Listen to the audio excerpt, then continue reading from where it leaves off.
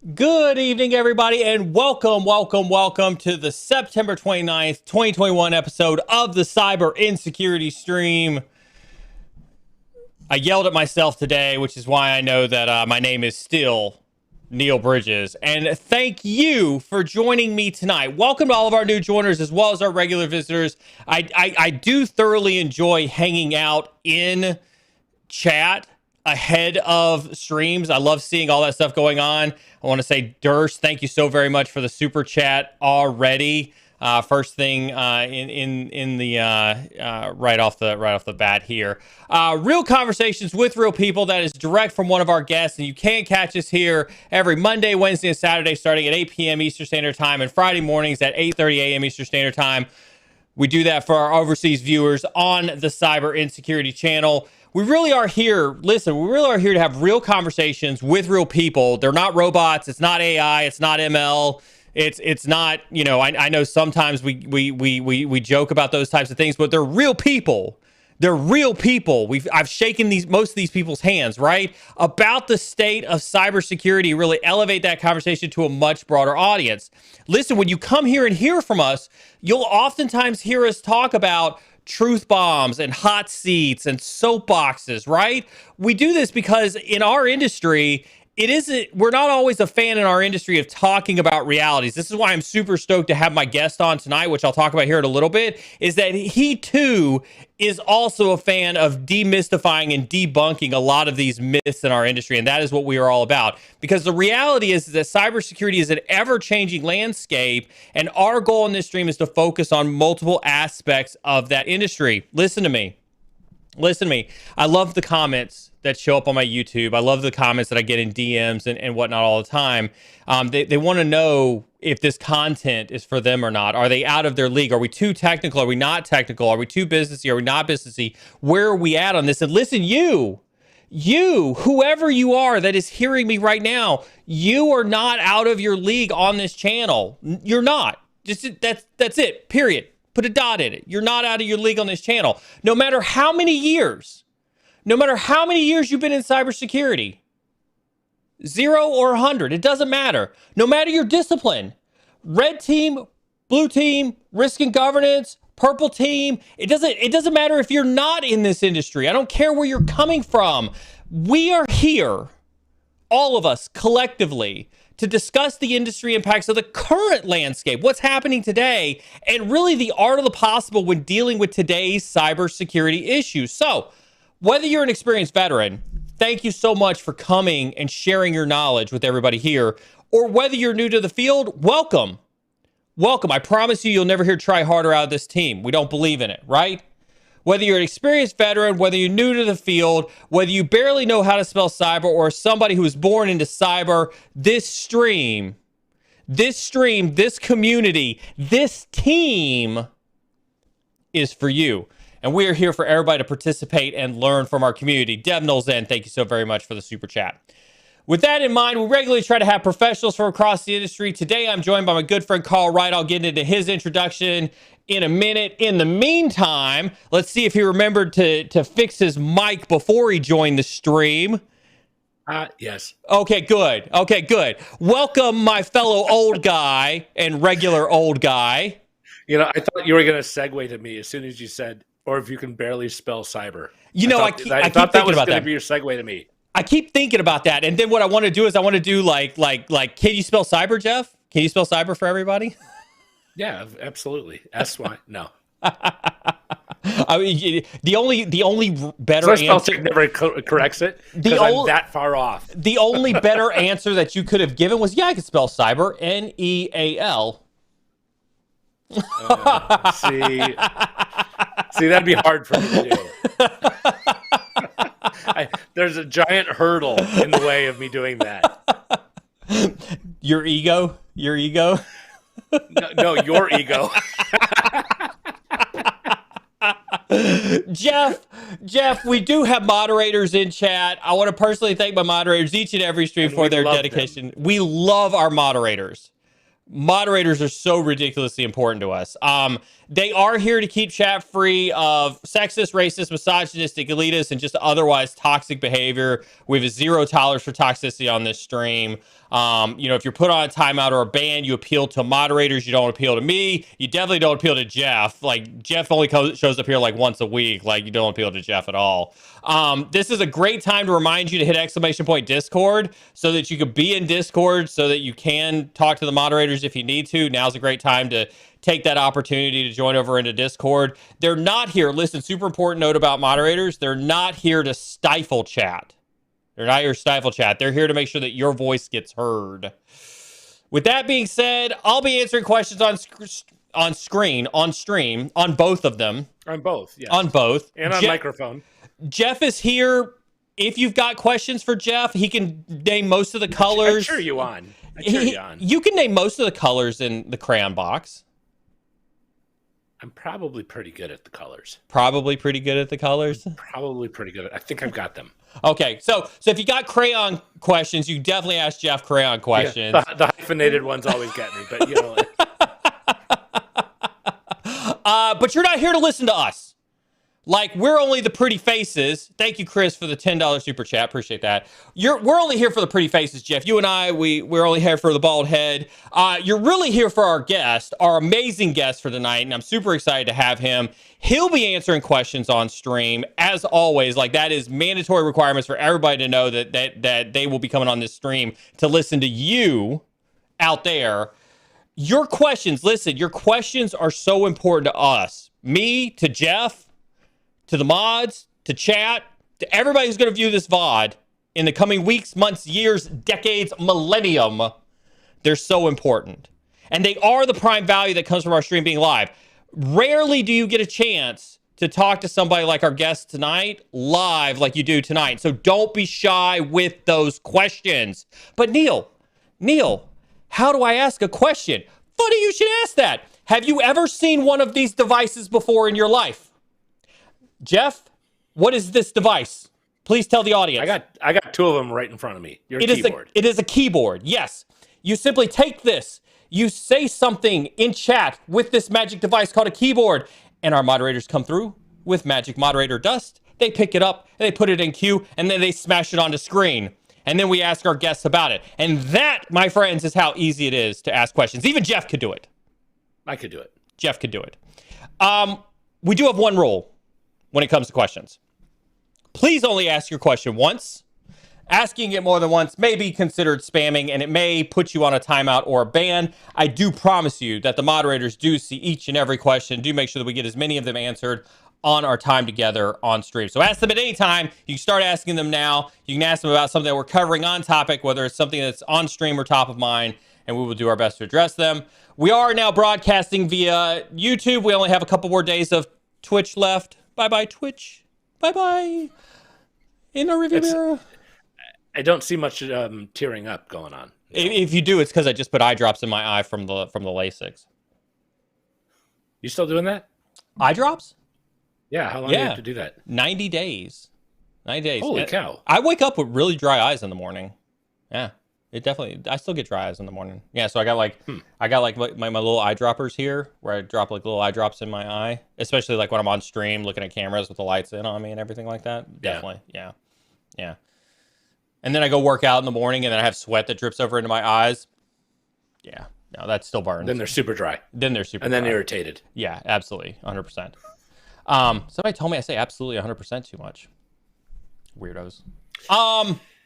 You got me saying 100%, actually. I got everybody in chat saying it too. Is this the right place to go for cybersecurity? Absolutely 100%. It's easy as that. Absolutely 100%. We need to get BSEC. We need to get a Jeff meme. Like, we need a Jeff meme in Discord. We do broadcast via YouTube for our regularly scheduled broadcast, but you can find our videos in the video section of our YouTube channel. Make sure you do follow us on Twitter, YouTube for continuous updates. Make sure you hit that ! Socials for access to all of the social media accounts. Lord knows we do a lot of socials, including TikTok chair dances. We are no shame to the TikTok chair dances.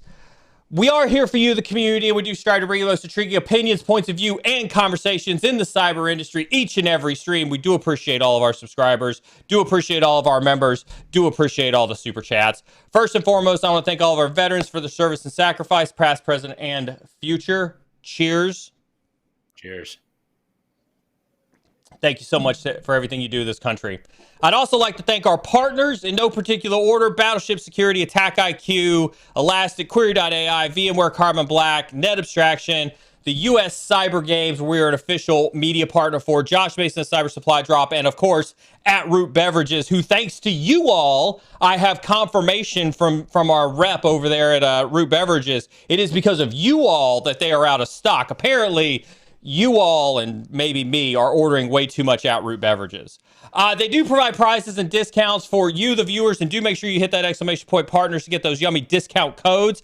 Our partner tonight, AttackIQ, they provide free training via Academy, and we've reviewed tons of their stuff here on stream. Over the last few months, a lot of you have talked about how valuable that training is. Go look at your peers in the community for that value training. They have risen up, Jeff, above and beyond for tonight's stream. They have gone, this is their commitment to your education. Jeff, are you ready for me to talk about this? No. I'm ready. No. No, seriously, lay it on me. Lay it on you? Go. Lay it on you? Yep. Some lucky viewer tonight is getting an internship at AttackIQ. And I'll wait for Carl to come on board to kind of talk about what that entails. But some lucky viewer tonight is going to walk away with an internship from AttackIQ. We have another giveaway that AttackIQ is also giving away on stream that we'll talk about here in a little bit. But somebody is going to walk away with an awesome stepping stone into their career. And so I want to thank AttackIQ so very much for producing great training in their academy, for providing opportunities for our community, as well as folks out there for the work that they're doing. So thank you so very much to AttackIQ for that one. We ultimately, at the end of the day, do this for you, the viewers. None of this would be possible without you. And so our biggest thanks at the end of the day goes out to you all. We have been and we will continue to deliver you content as long as we can, and understand that any and all proceeds earned on this stream go directly to contributing to improve the quality of the content and the giveaways.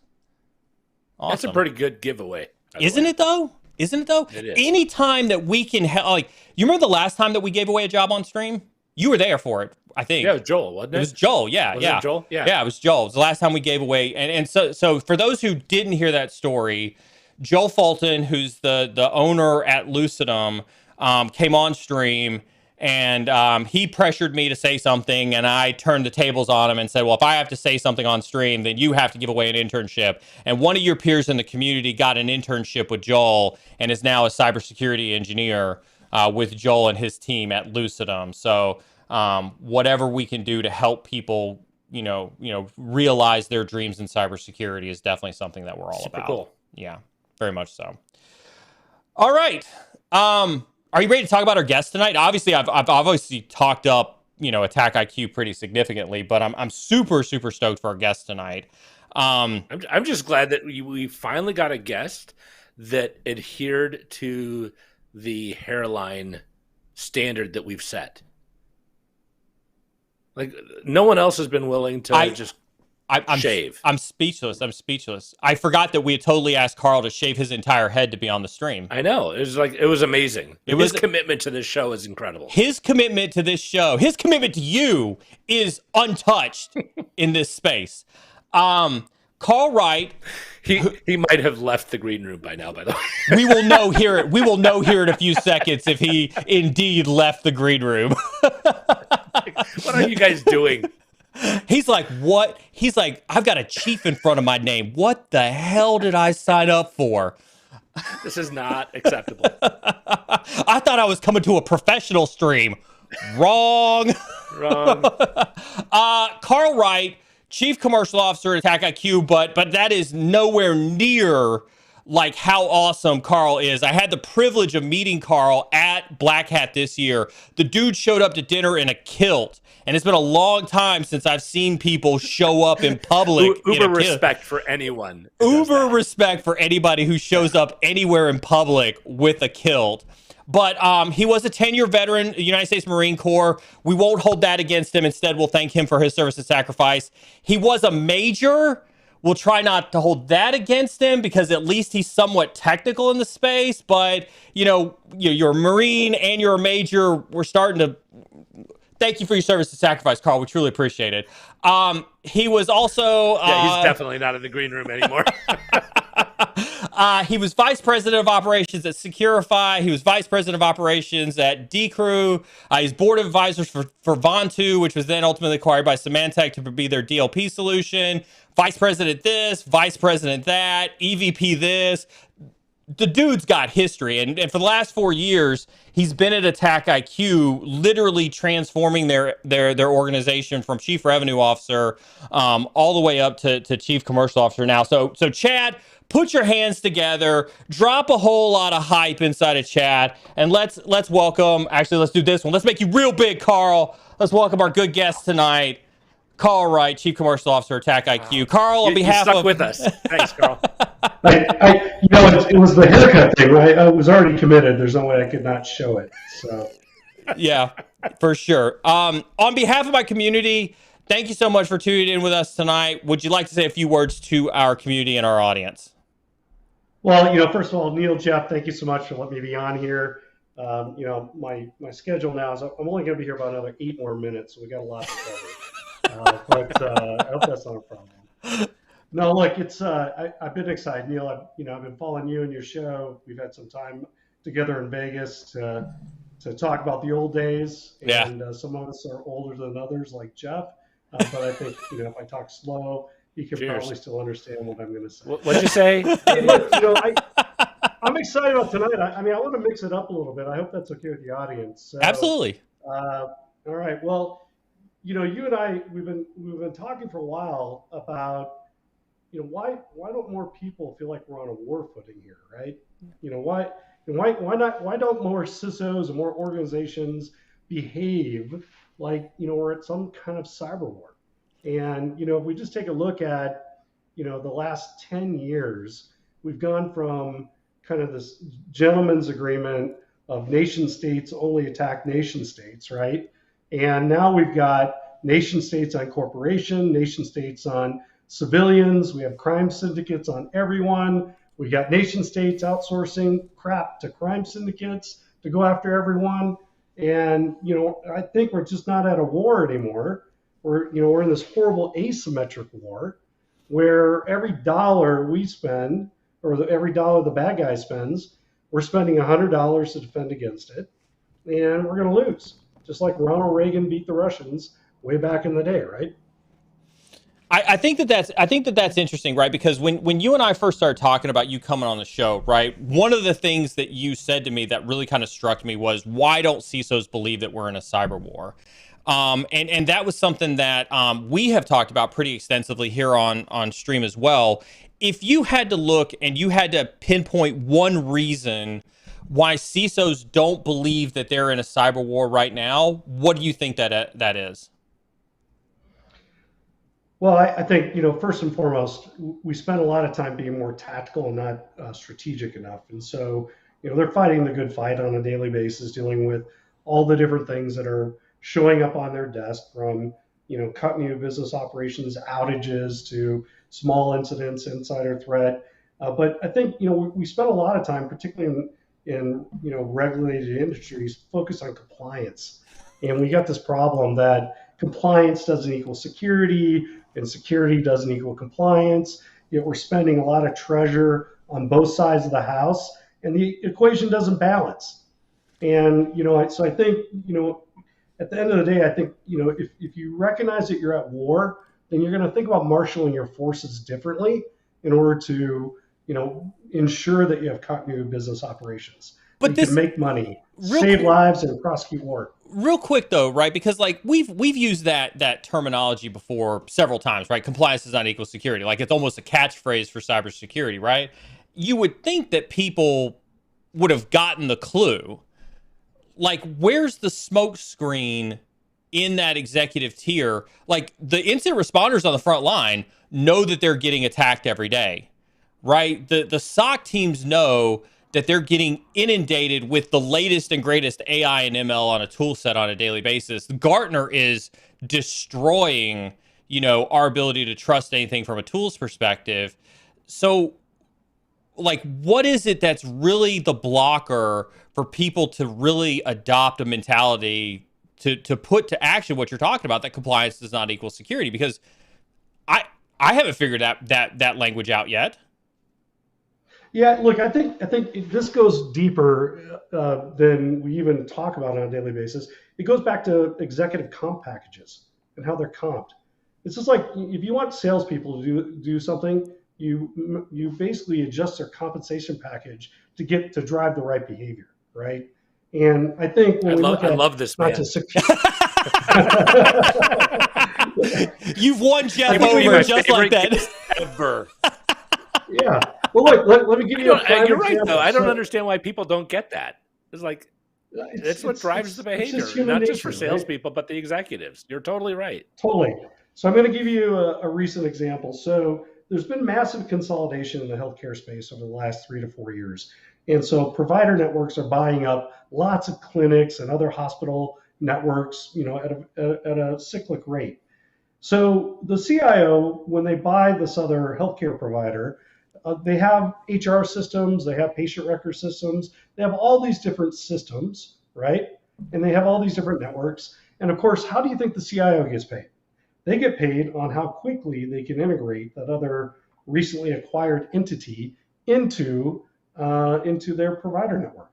And so the CIO, who most likely the CISO works for, is yelling and screaming, you gotta integrate that sucker faster. Otherwise, I'm not going to get my bonus. So what do you think the CISO does? Do you think they do a thoughtful review of the security posture of that acquired organization? Or do you think their bonus They do. It's just after the fact to confirm that it was okay. Right? That's right. Yeah. Right. But no, it was fine. I think it was fine. That's right. But I think a lot of people don't understand, like, we live in a world of kind of massive consolidation, and consolidation represents, how a lot of these people get comped, and, from a performance perspective, which drive bad behaviors of, hey, just connect those two networks together. We'll worry about it later. God, nowhere else would that, would that be truer other than cybersecurity? You mentioned the CISO reporting the CIO. I want to pull on that thread a little bit, because I know you and I talked about this, and this has been a hot topic on this stream as before. Where do you think the CISO should report in the org structure? So that's a great question. And, there's this other person that's becoming very prominent called the CRO, right? The Chief Risk Officer. Yeah. Right? Yeah. I was going to say, let's call it the Chief Risk Officer, because there's also the Chief Revenue Officer. I don't want to get those two confused. Yeah. Chief Risk Officer. So you have a CIO, you have a CTO, you have a CISO, and you have a CRO. And who do you think talks to the board the most often? Right? I was going to say, who do I think talks to the board more often now, or who should talk to the board more often? No, right now. Right now, it's the CRO. Right? Yeah. Right now, why is it that the CISO is sitting at the kid table? Do you know why? It's because most CISOs can't talk the business language. Yes. Which is risk. Okay. Yeah. And so, I won't name the company, but I was talking to the chairman of a board of a very large airline, and they've been through 3 CISOs in the last 4 years. And the first CISO they brought out of FinServ was a risk person. And this person could really talk to the board. They loved it. The board really understood everything they're saying, but they couldn't hire anyone to run operations. And so the cyber defensive posture of the airline had gone down quite a bit.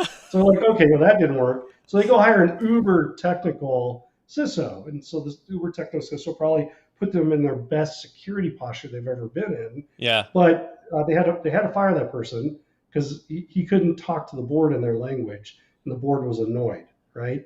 And so, I think, we have a lot of work to do as a community for, security people to kind of elevate the game, particularly at the executive level, to be able to have board level conversations in line to what the business the business needs, right? Let me pick on that a little bit, right? Because we obviously have a wide gamut of folks who are going to watch this stream now and watch this stream in the VOD. And you talk about CISOs being able to speak the board language and having uber technical CISOs.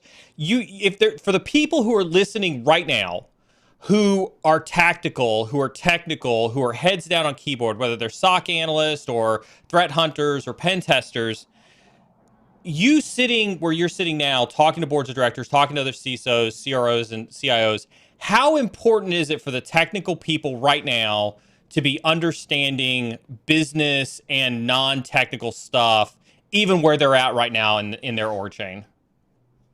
Yeah, I think, look, the first part of this, I'm gonna tell a quick war story. So, back in the late 90s, early 2000s, the Marine Corps' security budget was 700,000, and that was for 120,000 user network, 700,000, and 500,000 of that paid DISA for T1 circuits for all the bases. So it meant we spent really 200,000 on security, right? Of course, there was a bunch of bad things that happened, but the Marine Corps, like any other military organization back then, predominantly wanted to spend money on bullets, band-aids, and jet fuel, right? That was and they didn't see technology as a force multiplier for command and control of things that it was today. But, what had to happen, though, was I had to educate a bunch of generals that, quite frankly, were more about putting rounds down range into, what the purpose of our network was, that we had to actually fight the network, that we had to maintain this network, that it would be a force multiplier, and that if we don't defend it, then adversaries would take it away. And slowly but surely, in educating these generals, the budget went from 700,000 to 20 million, and then it went to 200 million. But I realized at that point I wasn't a CISO anymore. I realized at that point I was a sales guy. And what I had to do was I had to sell based on the business value, right, to these non-layman individuals that had a different function in life, which was to put rounds down range, why security was important. And so if you take a look at CISOs today, obviously there's lots of different organizations, and the CISO job as a profession has evolved very quickly out of necessity. But coming back to the original point, where should this person report? Well, it really comes back to how strategic is that CISO in helping the organization make more money, save more lives, or prosecute war better as a function of aligning the capabilities of cybersecurity into what the business ultimately wants to do. And so what I always tell everyone, even at the most junior level, is your job isn't security. Like, if you don't understand how networking works, you're never going to be a good security engineer. If you don't understand how Kubernetes works, you're never going to be a good, if you don't understand how Active Directory works, like, who maintains Active Directory? It's the desktop people. It's the bottom feeders of the entire IT organization, right? And yet Active Directory, I'm just teasing. Okay. Yeah. The chat's going to blow up on that. But Active Directory, yeah. We're going to find out how many infrastructure people we have and how many security people we have on stream right now. But my point is, if you want to defend Active Directory, you're going to have to understand truly how it works, right? So security isn't just about security. Security is really understanding all the other infrastructure and application frameworks and everything that's going on and aligning to how the organization wants to make money, as just an example. That's super interesting, because like I think that people have a tendency to really not understand that. And I think if I were to summarize what you're saying, right, we're still too immature in cyber to have it figured out. We don't know where the CISO reports to. We don't know where the CISO function should exist. We don't know how a CISO should function. We don't have enough CISOs in the pipeline, because to your point, you either got a CISO that's not technical at all, but really good on the business side, so their defensive posture fails, or we have a CISO who's super hyper technical and can't talk to the board whatsoever, and we're struggling to find that middle ground. Yeah, and I think, again, we'll use a few DoD analogies tonight, but, there's a fifth part of the battle space now, which is cyber. Yeah. I mean, they literally just created an entire new command for cyber, and it's only part offensive. It's mostly defensive, right? Yeah. And so, I think all the other verticals will follow suit. I mean, whether it's healthcare, which will probably be last, or finance or manufacturing or retail. The reality is this is about continuity of business operations, and security people don't really use that term anymore. It's about cyber resilience, right? If again, security people aren't using that term enough, but regulators are, right? And so if the security apparatus can put themselves into the position of understanding that they're on this war footing, that from a cyber defensive operation perspective, there's going to be adversaries coming at them. And one thing I'll just say is this: if what we're doing right now is not working, how is it going to be in 5 years? Like, where are we skating to? Where's the puck going?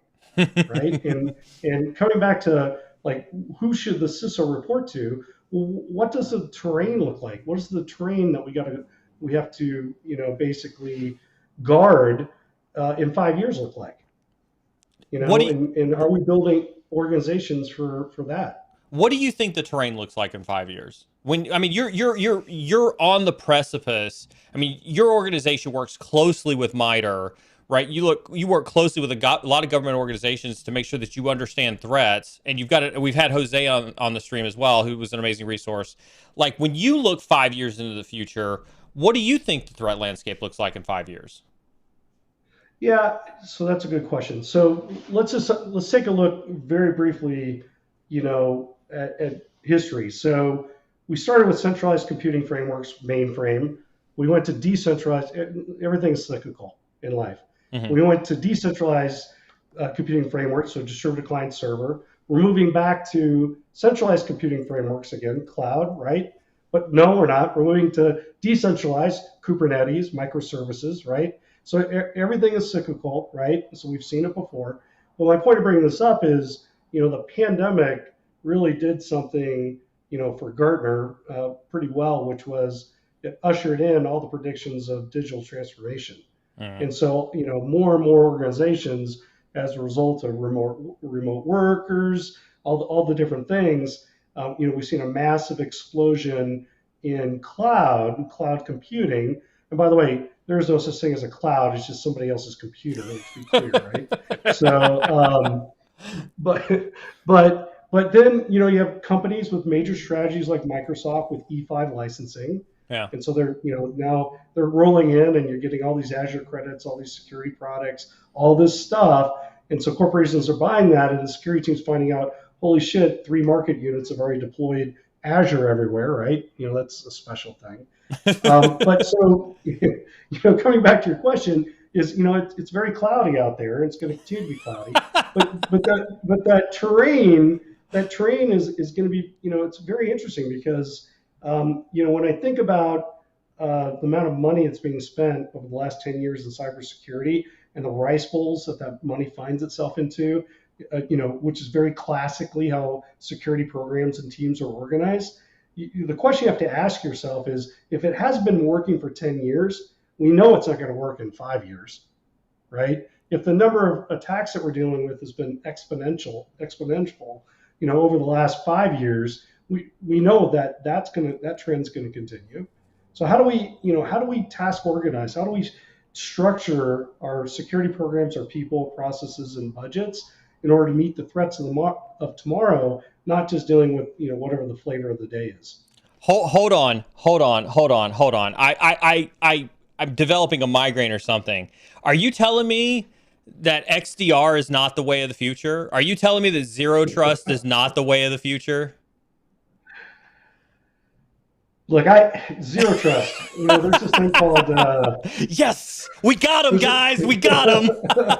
No, he's gonna turn it around on you, and you're gonna be angry, Neil. No. Look, here's the thing. There was something called defense in depth a long time ago. Oh wow! Right? And there was something called communities of interest a long time ago.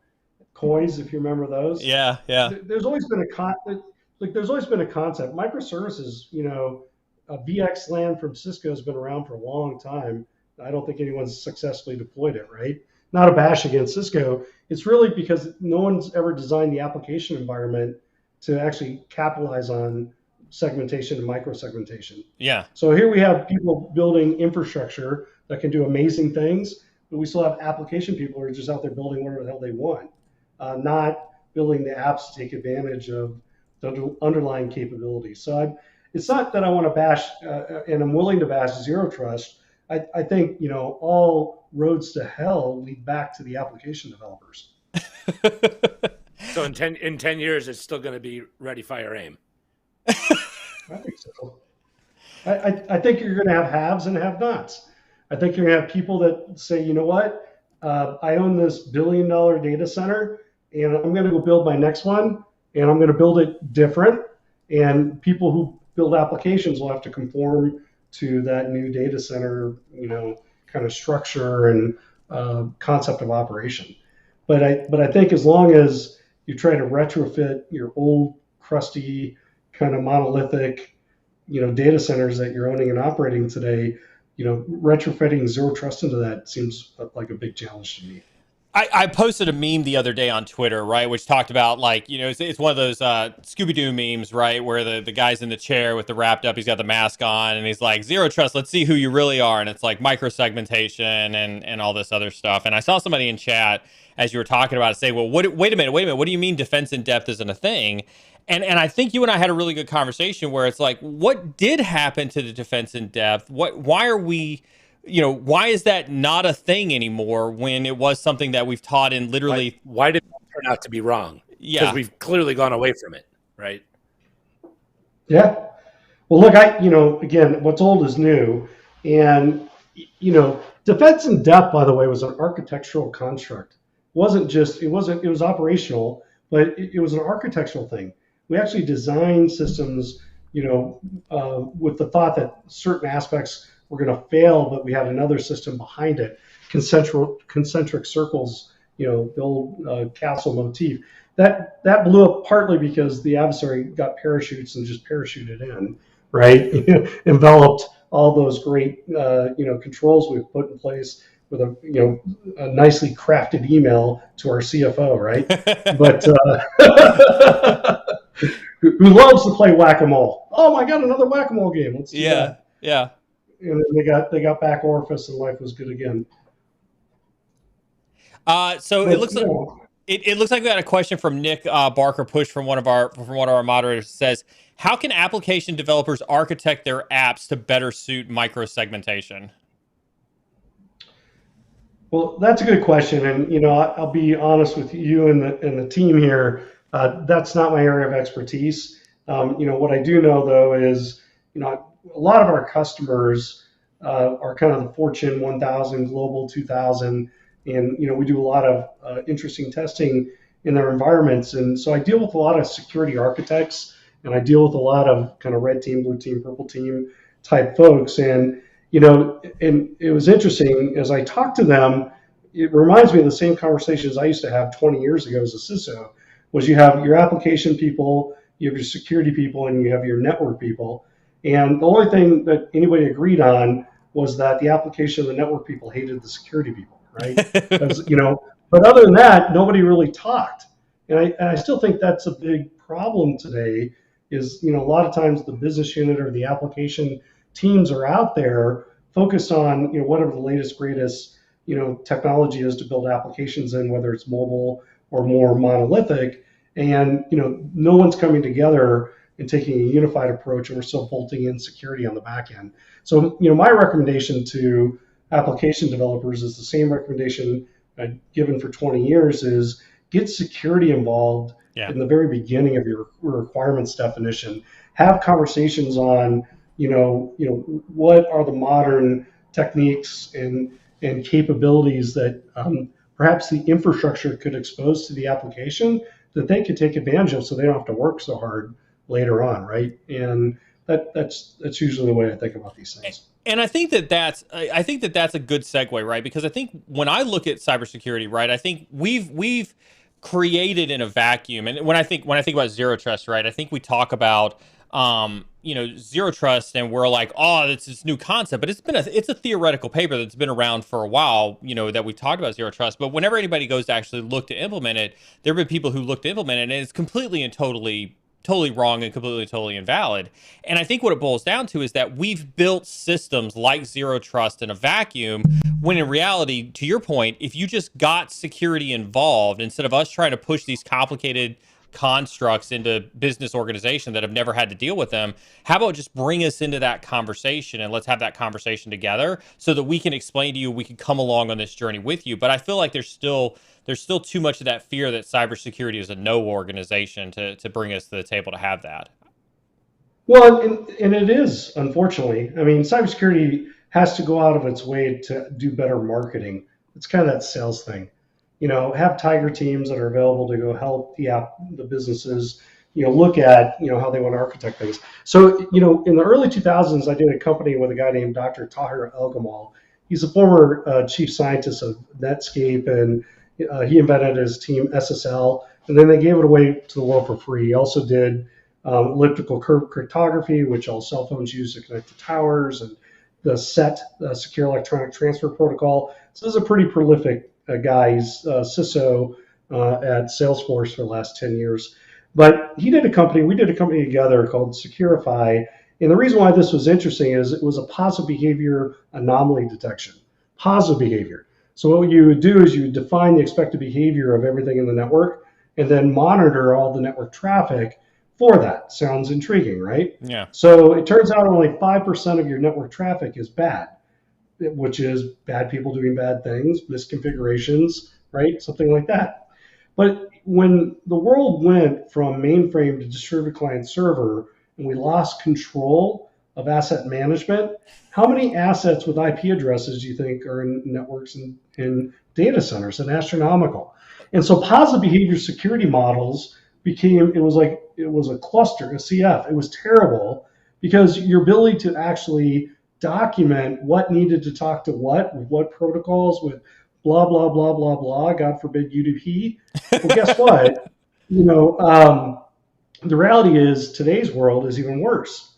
And so if people are trying to figure out why is Zero Trust hard to implement, well, it is a positive security model. You must define the expected behavior of your applications and your assets and your people, and who's going to communicate to what, right? It's not. First of all, you have to be sure that you have a complete list of it.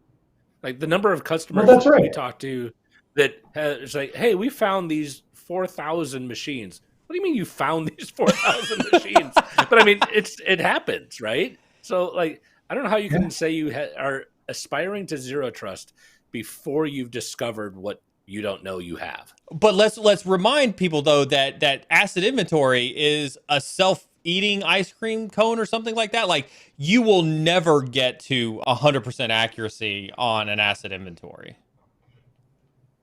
I don't know how that relates to self-eating ice cream cone, but it sounds good. Yeah. It sounded good. I don't know. I was thinking like a snake who ate its own tail sort of thing, like self-eating ice cream. But you were trying to be nice. Hey, go with the analogy, okay? Go with the analogy. Okay, fine. Yeah, go with the analogy. It was a brilliant analogy, Neil. Neil, I would Google some pithy analogies and just have those ready next time. Okay, thanks. I appreciate that. Wow, this guy really does belong on Old Guy Wednesday, doesn't he? Damn. I do love this man. Wow. Shots fired across the host bow tonight. Wow. But I mean, I gotta bring this up though. So we're talking about architecture, right? We're talking about new architectural designs, new architecture. And I think architecture is super important. We don't, as security professionals, we do not talk about architecture enough. And, Neil, one of the things that, we've been pressing on really hard with the MITRE Center for Threat Informed Defense and a bunch of other people that are members of that foundation is threat informed defense, right? And for those folks that are listening that this may be new for, I'd strongly encourage you to check out MITRE Ingenuity Center for Threat Informed Defense. This is where the MITRE ATT&CK lives now. It's an industry consortium that was brought together. We all put money into the consortium to fund research and development and keep pressing the envelope of how to operationalize MITRE ATT&CK. There's lots of things we do in there, from emulation planning to, inventing the new MITRE ATT&CK for cloud or Kubernetes or lots and lots of things. Check it out. But the name of it is Threat Informed Defense. And it's a new buzzword, right? Because I was gonna say, you know, I'm gonna pick on you for the buzzword. You know, I'm gonna go after you for the buzzword. Well, it's important because if we keep doing what we've been doing and using all the words we've been using, we're going to keep, we're just going to end up the same place we were, right? So threat-informed defense should be a signal to everybody of a change, a different philosophical approach to thinking about, what we talked about earlier, where do I want to be in 5 years? And architecture is one of these things that's not super sexy to talk about, but Jesus, I think it's really screwed up everything we've done to date, right? Because we probably don't talk about it enough.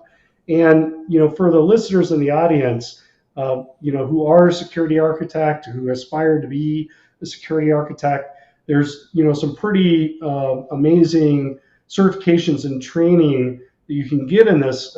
One of the organizations is called SABSA, SABSA. And if you look at LinkedIn, for someone who's like a security architect for a large company, you'll often see one of these certifications, following their name. And if you look at the curriculum of SABSA and a lot of things that they're taught there, both from how to architect as well as lifecycle management of the architectures of security capabilities for organizations, what you'll notice completely absent, is any aspect of adversary.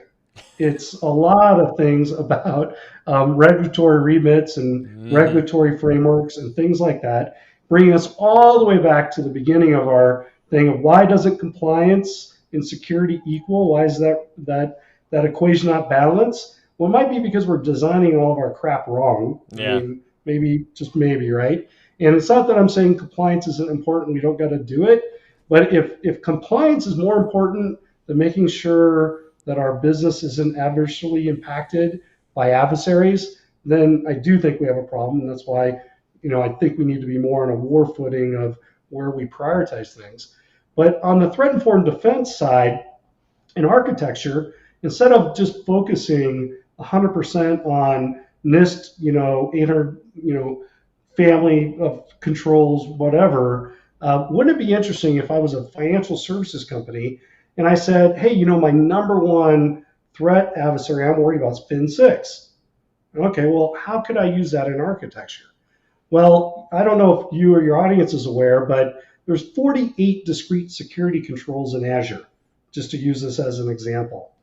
And, that's a lot to think about an architect and know when to use where and, what should I be thinking about? What's my order of operation of implementation of those 48 controls? But if you knew that 16 of those controls could interdict FIN6, could detect, block, or mitigate it, wouldn't you make that a prioritization to architect those 16 controls first, right?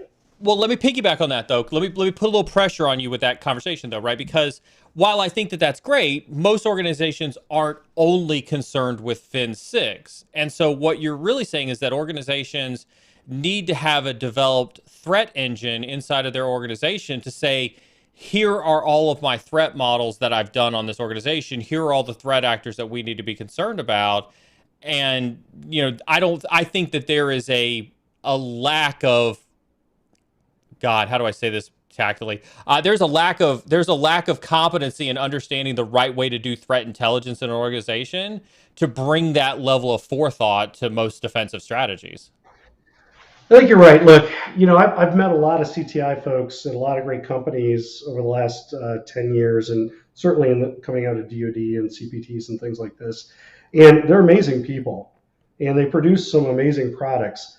The challenge I see is once they produce a report for a business, what does somebody do with that? How is it operationalized? And so I think there's a great disconnect because organizations are not set up properly from a threat-informed defense perspective to consume that report and be able to go ask questions. Are we okay? Like there's an imminent threat to the organization by FIN6 to carry that example through. We have this massive new deployment in Azure. Is our Azure instance and all the applications we have up there, are we resilient against a FIN6 attack, right? And I don't think people, like, that is a massive data call today. spin up the red team. They take 3 weeks to plan. They engage, and then they write a crappy report because they hate writing reports, right? I'm just teasing, kind of. But I mean, oh no, really it's true. They hate writing No, reports. no, There's no teasing that. No. Okay. But then they write a report, and guess what's not in the report? Because they're offensive folks. The report doesn't talk about the 16 security controls that Azure has that blocks, detects, or mitigates Fin 6. Mm-hmm. It's just like I was able to schwack the objective. Yeah. So it didn't actually, the red team report didn't say go tune these 16 controls in Azure, right? And so bringing the threat informed defense kind of topic back, what if you had 10 threat actors that you're worried about, and you understand, there's this thing, I don't know if your audience knows about it, you could read about it, called attack flows or attack patterns. Mm-hmm. So MITRE ATT&CK, as everybody knows, these are atomic TTPs, and they're very interesting because obviously, besides being a great lexicon, let's break down atomic so people can understand like what you mean when you say that they're atomic TTPs. Yeah, let's go to Jeff on that one. Jeff, you want to talk about the atomic TTPs? No. You don't remember? I could guess. I don't know, honestly. Give it a guess. Give us the layman's guess. I would believe it's the tactics, techniques, and procedures that are core and foundational to an attack, a specific kind of attacker. And a different attacker would have a different atomic TTP. That's pretty close. I would say it's if you equate atomic TTPs to signature-based malware detection, it just exists as a point in time TTP for a particular attacker, meaning when they record the TTPs for Fin 6, that's the TTPs as they see them today. Fin 6 could go out tomorrow and change their TTPs. It's still Fin 6. They just have a different TTP. But don't you think that most attackers rely on what they know and what they do, and they're not really changing their TTPs that drastically? I think that do you disagree with that? I think it depends on the maturity of the attacker. Remember, if we go back to Neil's levels of cyber attacks, right? The script kiddies, maybe most of the cyber criminals, right? They're concerned with spray and pray, right? How many of those can I get out there, and how many of those can I be successful in, right? There is a select group of obviously the tier 3, the state-sponsored attackers, maybe a few of the cyber criminal folks who do frequently change their TTPs to continue to be successful, especially in the well-organized gangs. Carl, I don't know if you got a different perspective on that. Well, I think number one, you're absolutely right. But number two, we live in a very sad state of affairs. Like, the reason why you don't see all kinds of new 0 days is because they don't need them. That's right. Suck at cyber hygiene, right? So, that's right. So, create one when you can just cut and paste. It is. It's true. Yeah. It's so true. Tell you the innovation is on the spear phishing, not on the TTP. Yeah. So, if you remember what oil that's kind of my point. I don't think that you end up having that many new changed TTPs because they don't need to. Well, so that is a perfect setup. So let's come into that, right? And I do want to come back to where I think attacker innovation is right now. Mm-hmm. But an atomic TTP is very well used in detection engineering today.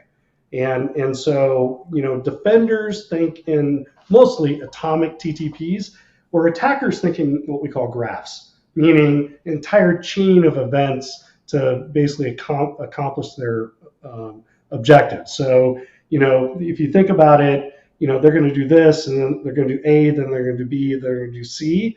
And if at one point C is not successful, they may pivot and do a bunch of other things. But they think in a campaign as a graph.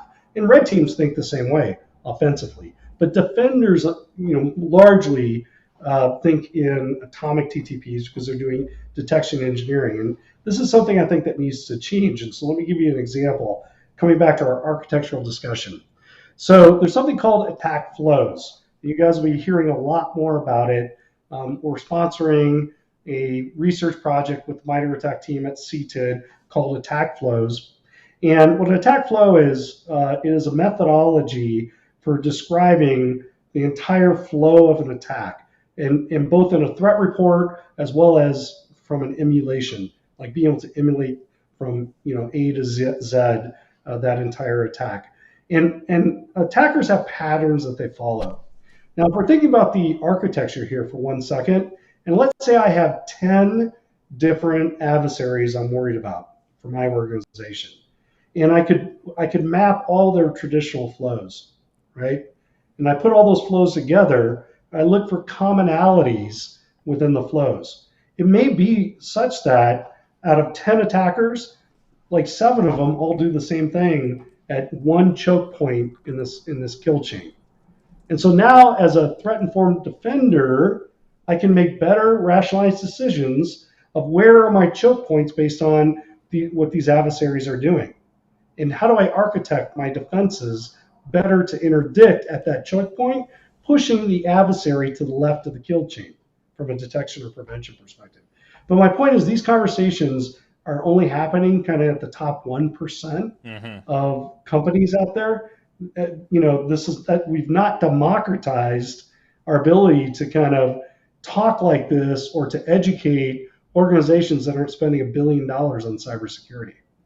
So I think kind of following up on that, I think when they were talking, I think this question kind of comes in when you were talking about some of the attacks that you'd mentioned earlier, like Fin6 and things like that. Mark had come through and said, how many of these threats come through and succeed when you're looking at things from a threat-informed defense perspective? Well, I mean, so first and foremost, threat-informed defense is new. It's 2 years old, right? The Center for Threat-Informed Defense was just founded 2 years ago. And, when you look at MITRE ATT&CK, I'm going to back into this question, by the way. When you look at MITRE ATT&CK has a glass ceiling today. The CISO doesn't run up to the board and say, hey, look at all these TTPs. That's not going to work out very well, right? Yeah. So MITRE ATT&CK won't last long. yeah, they're going to go hire that risk person again. We're going back to number 2 or 3. Which guy was it? At least the risk guy, we can understand what he or she said. So, yeah. But MITRE ATT&CK does have a glass ceiling today, and so a lot of the work that we have to do in the center and other folks is to elevate kind of the output of how we operationalize and report MITRE ATT&CK into more business terms. So I just want to say that before we kind of jump into this. But I will tell you, AttackIQ obviously does a lot of adversary emulation. I mean, tens of thousands of tests are being run, every day, week, whatever. And it's shocking to us how many people will run the old Sony attack, right? Run a volume shadow copy, make the copy, dump it, throw Mimikatz on there, not even run it reflectively through PowerShell, just run it old school, dump passwords and move laterally. And we see that succeed way too often. And, these are people that, had an EDR deployed, but EDR detected it, but it didn't block it. Why didn't it block it? Because they only had it in detect mode. They thought they had it in prevent mode. They didn't, right? While it detected it, it wasn't properly configured to talk to Splunk. And the analysts never looked at the EDR. They only look at the Splunk. And they never saw it because the security pipeline was broke, right? And so there's a massive amount of hygiene that continues, I think, to be our biggest problem. And going back to what we said before, it's the predominant reason adversaries don't have to come up with new sophisticated stuff, or they can save their new sophisticated stuff for when people finally get their hygiene together.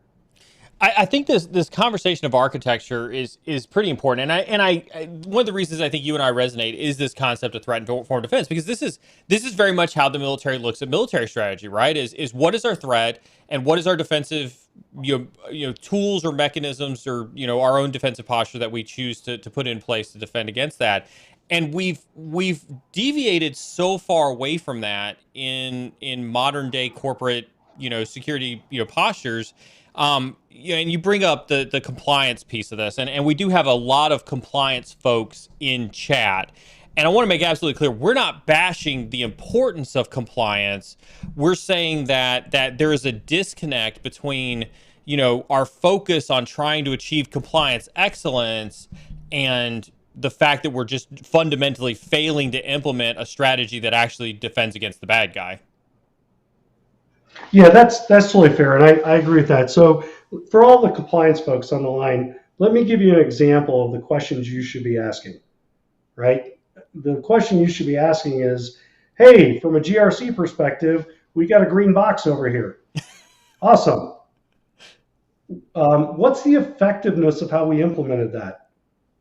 Nobody asked that question. Yeah. Because this is why compliance doesn't equal secure, is because we're not doing any bottom-up telemetry. It's interesting, when we take a look at all the technology in our life, when my cell phone fails, I know right away.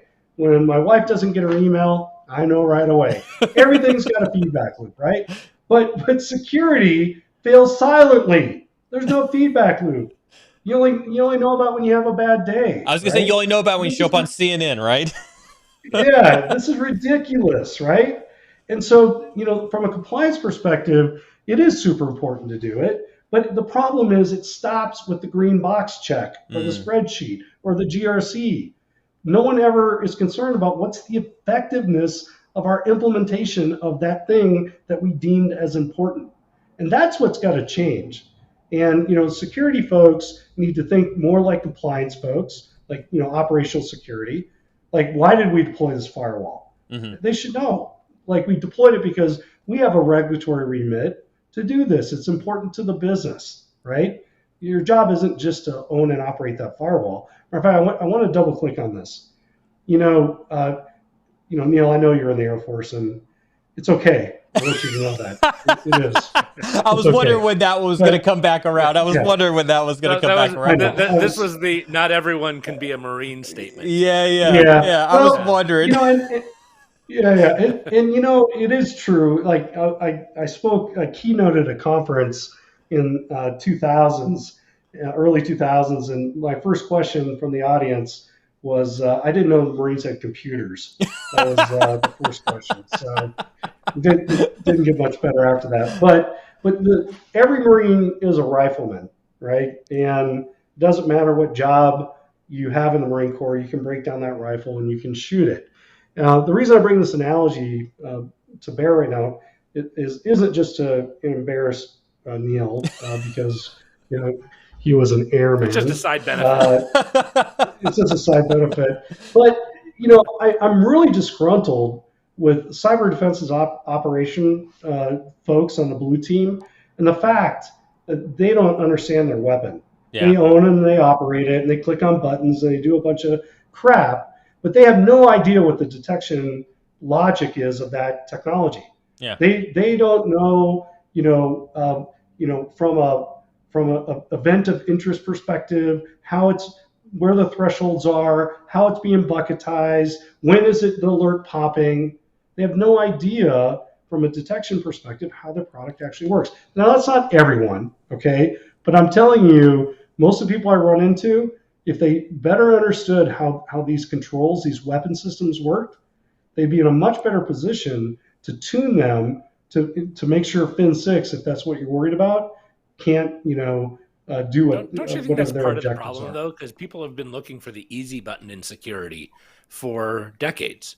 Hey, I put this in, I'm done. Yeah. Cool. All right, what are we going to do now?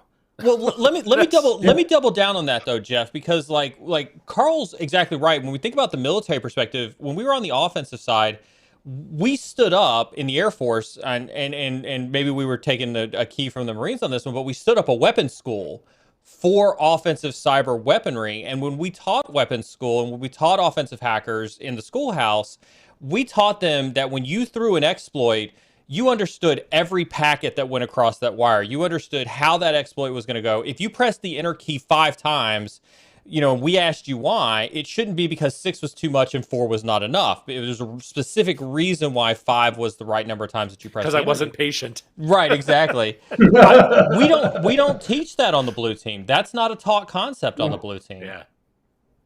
No, and so this is a big problem because we spend a lot of money on these capabilities, and they are capabilities, right? Like if I own an EDR and this is my primary function, I want to know everything about that thing. Mm-hmm. I want to understand the logic behind the detection engine. Because my job is to shift detection to the left. I want to try to I want to harden my environment. Going back to zero trust. I want to harden my environment and force the adversary to have a bad day and go someplace else. And I can't do that if I'm not, if I truly can't break down my weapon and understand every aspect of how that thing works and how I can use it better personally, right? Yeah. Well, yeah. Plus it's the intersection between where it is detecting and how you are protecting. It's that intersection that if you don't know how it's detecting and when it's detecting, you're never going to be able to fine tune the protection engine. Well, that's right. And by the way, I want to bring it back in defense in depth again, because this is interesting. So let's say that, an adversary, gets a beachhead and is moving around trying to do something, right? And let's say that I have a bunch of, assets that are unpatched operating systems because they're non-supported operating systems anymore. Do we know anybody like that? No. Never in a million years. And so the point here is we know it's an unsupported operating system. It's not patched.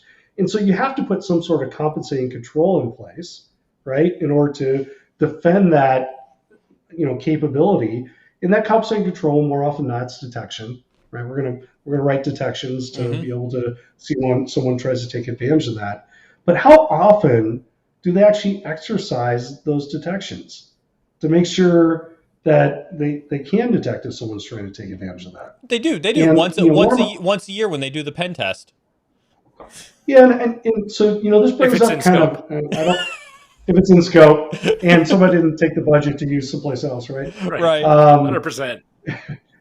But what this brings up though is as we look to the future and the fact that I remember I told you there's no feedback loop on security technologies or not a very good one, is we need more feedback loops and we need more automated sys-test and we need more of these things. And red teams, as much as I love them for the capabilities that they represent, there's not enough of them in the world to kind of do the amount of testing we need to do to test our environments better than the adversary is. And so the reason for my diatribe is simply this: as we look to the future, we have to build more automated sys-test. And the reality is the CIO side of the house has been doing this for 20 years and automation transformation, right? Culminating with ServiceNow and workflows and all this stuff. What are we really doing on the security side? What automation are we introducing to provide feedback into configuration control, configuration management? You said something earlier that I want to kind of go back to a little bit, just a little bit back in time. You talked about like understanding the firewall, both on why are we doing a firewall, from a defender's perspective and things like that, right? I think that there's a converse conversation with that, right? Which is sometimes we can't patch. Sometimes we have to do risk acceptance. And I think as part of that same conversation that defenders and technical people fail to understand is there are times where the business decision mandates that we can't do what it is that you think that we need to do. And that is also okay. No, I think you're right. I mean, one of the things I used to like to say a lot is, when I assisted the Marine Corps, we had probably at any one time 200 waivers to the firewall policy, and if I was lucky. And I used to say, a firewall with a bunch of waivers or holes in it's called a router, right? I mean, not a firewall, but it is true. The difference is, if we come back to the war footing concept of cyber defensive operations, accepting risk is just part of the game, and that right. and that's fine. If let's say I have a situation where I have kind of this score from 0 to 100, and let's say I'm only 85 out of 100. The question is, do you really know what the 15% risk is you're assuming? Like if you do, you can say, you know what, I'm going to accept that 15% risk because I need to do that for whatever our business is, but I'm going to monitor that risk. I'm going to put, and that's the problem. That's fighting the network. People don't do that today. First of all, they don't even know. The question back to you on that point, though, is how did you come up with the 85 versus the 15? How did you quantify that in the first place? Well, and I think that the entire industry has been struggling with that part forever. Well, I would tell you only the security industry starts struggling with that part because my Ford F-250 truck has got more sensors on it. It's telling me I got to change fluid and do crap all the time, right? They have sensors out there that are looking at the operation of the vehicle and let me know when it's not operating in a safe condition, right? And you go to the IT side, and you bet if an application that generates $10 million a second goes down, they've instrumented all kinds of stuff on that thing. That thing never goes down, right? Why is it on the security side? We don't have the same level of feedback as our car or the IT side for applications that make a lot of money. We've not designed this route, right? This is our fault, and we don't have in network, back in the day, we're old guys, so I guess we get to do this. Back in the day. Back in my day. You gotta talk like that if you're gonna use that. You can't just say that in the middle of a sentence without talking like that. Get off my grass. No. Get off my firewall. Get off my firewall. Yeah, exactly. But bandwidth used to be really expensive, and T1s were $7,000, right? Bandwidth is free now, but because bandwidth was so expensive, we deployed Concord Network Health, we deployed Tivoli and HP Open, we deployed all these things to provide situational awareness and visibility into the utilization of that bandwidth, so that we can make better decisions on which applications get to ride and which ones don't. Rationalization. And so my point is, for 20 years, we've been, putting sensors in to provide feedback on all things IT, but we just don't have the same feedback today on the effectiveness of our security capabilities, right? And so that's really what I'm arguing for, right? It's a super hard problem because we're just starting, I think, to think about it. Today, we're doing it with red teams mostly. Mostly, right? Yeah. And there's a large bank I know that spends $6 million a year on red teaming, $3 million internal, $3 million external. They're bringing the external teams because their internal teams tend to kind of do the same thing all the time. They want to mix it up. And with that, they can sample 1% of the global topology per month, or 12% per year. That's it for $6 million. And I think the adversary sample. So you're right, Neil, out of scope. yeah, exactly. When we go back to the threat informed defense conversation a little bit, I want to take this back just a little bit, Carl. If you're talking to folks in the audience right now who are like, hey, this threat informed defense concept sounds really, really good. Love the work that's going into it. But where do I start? How do I start with implementing a threat informed defense strategy? And can anybody start doing it? Does it require you to be a CISO or a CIO or anything like that to start working on a threat informed defense strategy? So the first thing I'm going to tell you is it represents an organizational change. It's a paradigm shift from an operating model for how people operate today. And I think that one of the best ways that we can show this or articulate this is the concept of purple teaming, which is just a construct. Mm-hmm. The purple team is a construct made up of other parts of the organization that work together, and purple team is a threat informed defense, right? So if today your organization does not have a purple team, or you don't even know what a purple team is, there's lots of resources that Neil's provided on his show in the past around that. AttackIQ Academy, we teach 3 courses in purple teaming, beginning, intermediate, advanced. And when I say we teach it, this purple teaming is actually the NSA DoD doctrine on purple teaming that we basically took. We put it into these classes, and they come with all the tools for an organization to actually go execute, this at whatever level you guys are operating at. But the point here is the first thing that has to change is a mindset of how you operate, how you share information, and how you make data-driven decisions in the organization across those areas we talked about already. I want to use Azure as an example again. Most security professionals on the stream, I bet you, have no idea there's 48 discrete security controls in Azure. I didn't know that until we did a cloud stack mapping of Azure to the MITRE attack framework as part of a CTID project, which you can check out on the CTED website. We had no idea. And what the mapping did, and by the way, you can use Attack Navigator to look at this. We created a new Attack Navigator with layers for Azure. In there, you can say, hey, I care about Fin6 or APT10, and it will highlight not just all of the TTPs for that adversary threat group, but it'll also highlight all the Azure controls you can use to detect, block, or mitigate those adversaries. And just us having this discussion, that's a threat-informed defense. We're talking about 48 discrete controls. We're talking about threat adversaries the business is worried about. We're talking about what should I go do in order to better defend myself against those people. And we did that without a purple team, by the way.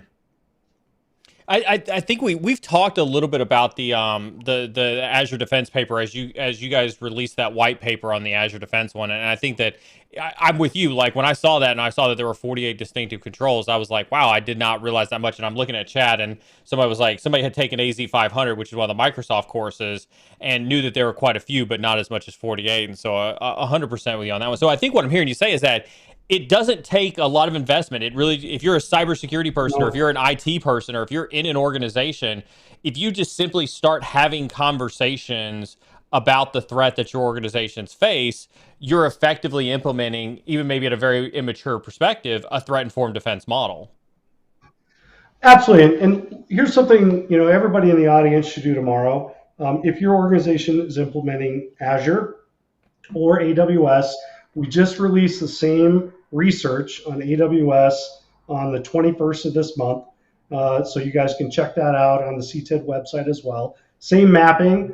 AWS doesn't have as many security controls because they bucketized, quite a few of their controls into different products that are available inside of AWS. But if you took this knowledge tomorrow and you go, hey boss, I know we have a cloud first strategy. We're implementing Azure at the cyclic rate.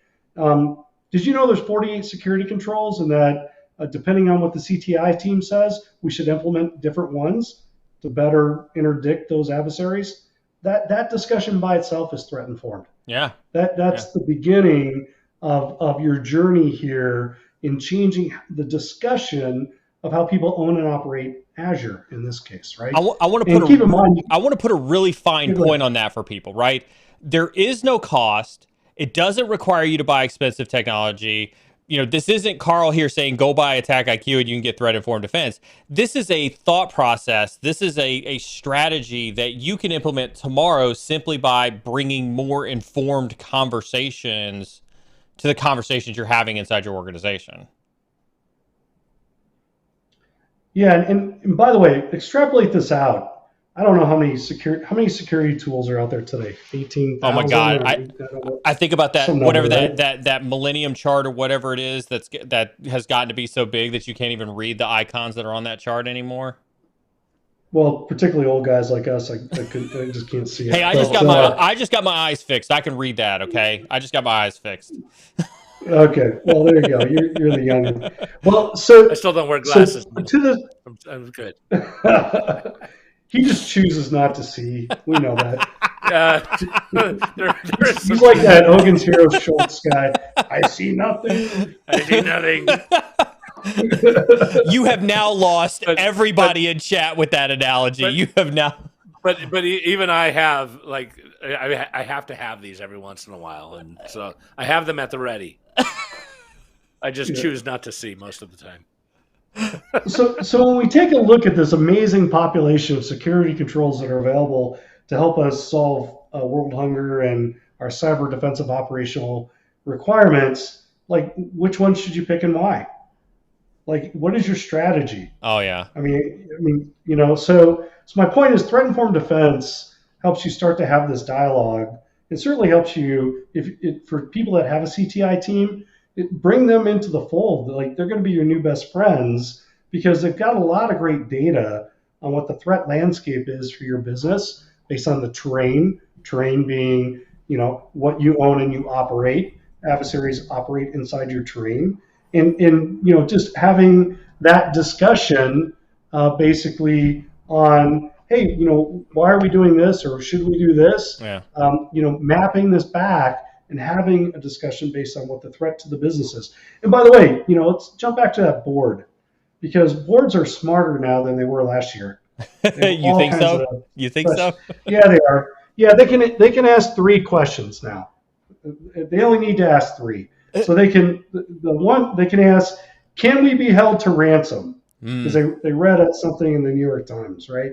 So can we be held to ransom? Or your competitor was held to ransom, and can that happen to us? That's the other way that board answers that question. So they can answer that. That's a big data call for any large scale organization that is maybe in multiple market units around the world, right? Because my ransom issues in ANZ are different than my ransom issues in Barcelona, right? Yeah. But that's a tough question. The second question they'll ask and can ask is, hey, if somebody breaks in, they can't steal our data, right? Like they'll ask that. And they'll ask that in that generic of a fashion too. Yeah. Right. And now the new one that they're asking, is, hey, I see that you're asking for 300% increase in the security budget. Yeah. If I give you that, see question 1 and 2. Yeah. Yeah. Right. Or there's an option on there that says, how much does this prevent us from getting hacked? Or what's my guarantee that this is going to keep 1 and 2 from happening to us? They want a numerical value that says, how much does this reduce our probability of that happening? And it better be more than the increase in cost. Yeah. But my point of this is, a year ago, boards didn't ask these questions, right? Boards are mostly accountants, right? And they're not cyber operators, and so, but now they're starting to ask the questions because the penalties are getting huge. So we have somebody I know in the healthcare industry, multinational. They had a severe breach. The regulatory body fined them 500 million pounds. Okay, and basically they were required to take those dollars and put them in a capital working fund set aside. And then they ran a CBEST test against them every quarter. CBEST test is a red team by the Bank of London. And every quarter that they failed it, they pulled 25 million pounds out, right? And that went away forever, right? Interesting concept. So again, almost your security stance in escrow. Yeah, but you got to remember, while this money is in the capital working funds, it's not being used to buy new clinics. It's not being used to buy X-ray machines. It's not being used to do all these other things that the business needs to do. Yeah. And so, wouldn't it be interesting if the security organization could instead, when that regulator comes in, basically say, we ran 20,000 tests. Here are the results. Well, that's pretty good. That's way better than anyone else we've ever seen. So go on. Again, the best defense is a good offense, right? And now they feel better, and this is actually a true story. And now that capital working fund goes away because of the posture that the organization took, right? And so my point is, coming all the way back, boards are asking better questions. They're going to ask better questions next year. Regulatory requirements are going to go up, not down, right? And our ability to basically put ourselves in a proactive security posture is going to be predicated on this, what I believe is this practice of a threat-informed defense. Interesting. What are, if you talk about that's kind of the precipice that you see us crossing in terms of getting there. What about limitations? Like when you think about limitations to getting people to adopt a threat-informed defense model, what are the top 3 things that you think are going to stop an organization or stop a group of people or stop a cybersecurity team from being able to achieve that? Well, I'm going to come from an angle you guys probably don't expect. I think the big 4. I think people that provide consulting and make billions in consulting on the same crap we did yesterday. Yeah. I think, let's face it, nobody ever got fired for buying Cisco and implementing one of the big letter guys, security programs and paying them $1 billion is kind of a get out of jail free card as well. So I think change is hard. Management plan change is harder. And depending on someone's strategy, whether they're in-housing or out-housing their brains, it'll depend if they can adopt something like this. Interesting. It's funny you bring up the Big Four, right? Because I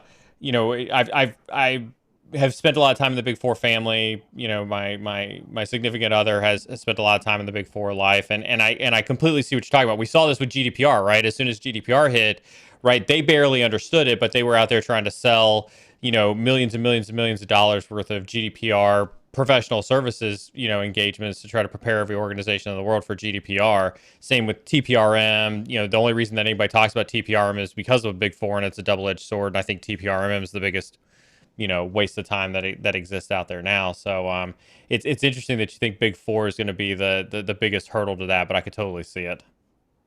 Well, let me give you an analogy that we know is true. So someone very senior once told me that over 50% of ServiceNow's revenue is influenced by the Big Four, meaning the Big Four has a practice of transformation, digital transformation, and when they deliver that practice, quite often part of their stack will be ServiceNow because they have a practice around that. So if another concept came out that maybe was a paradigm shift and created a ton new capability, how fast do you think they pivot the practice of that digital transformation? Oh, pretty quickly. I don't think they pivot at all. You don't think so? I think they have a cash cow.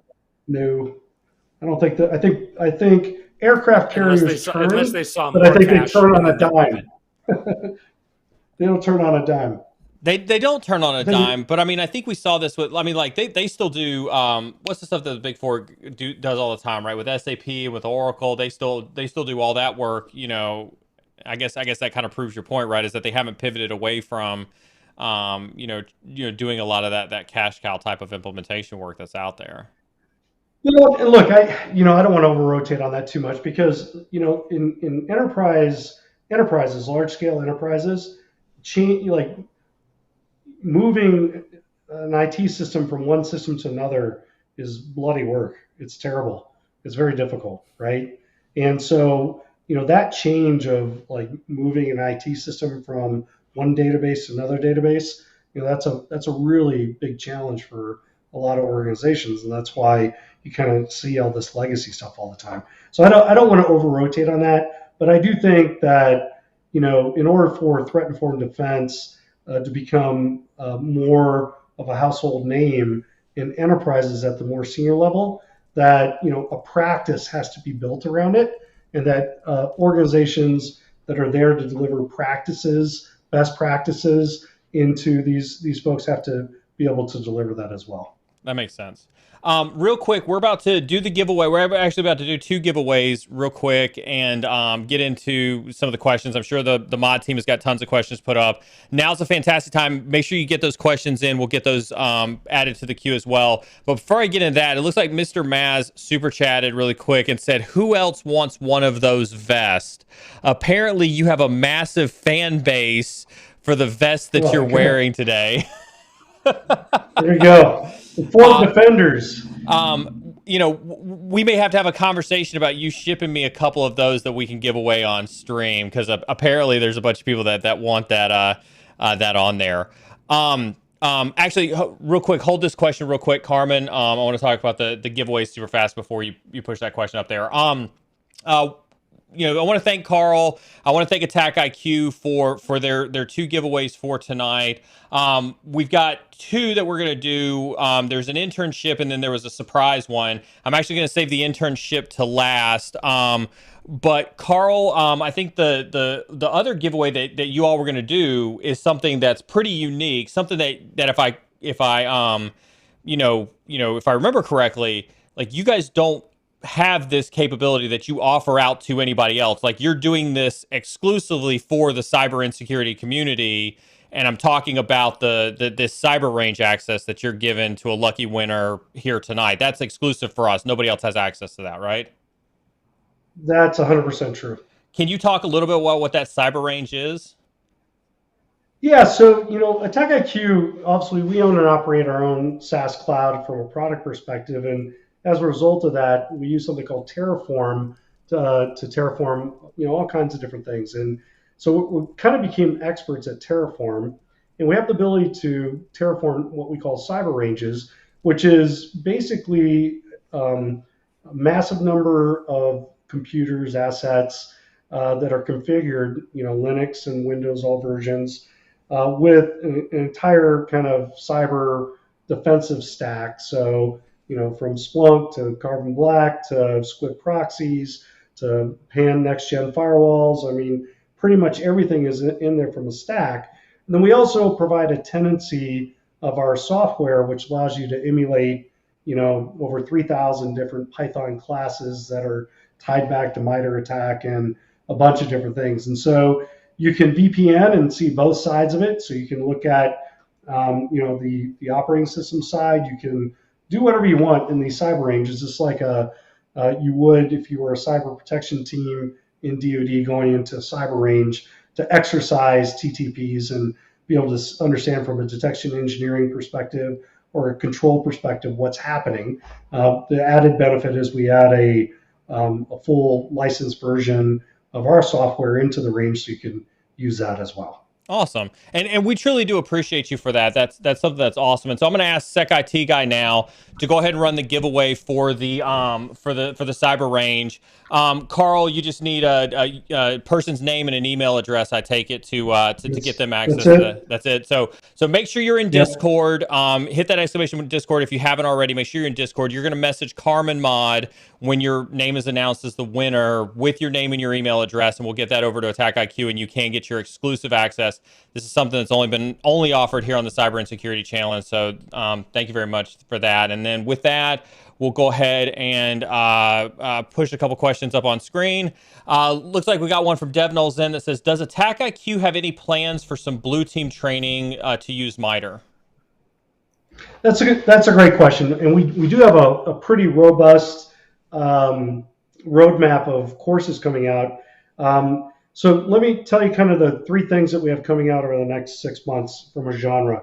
We are we partnered with Columbia University, and we're launching a CISO's Masterclass with Columbia University, and we'll be having a bunch of their CISO Executive MBA courses in AttackIQ Academy, along with some other things that would be appropriate for CISOs that they'd be very interested in.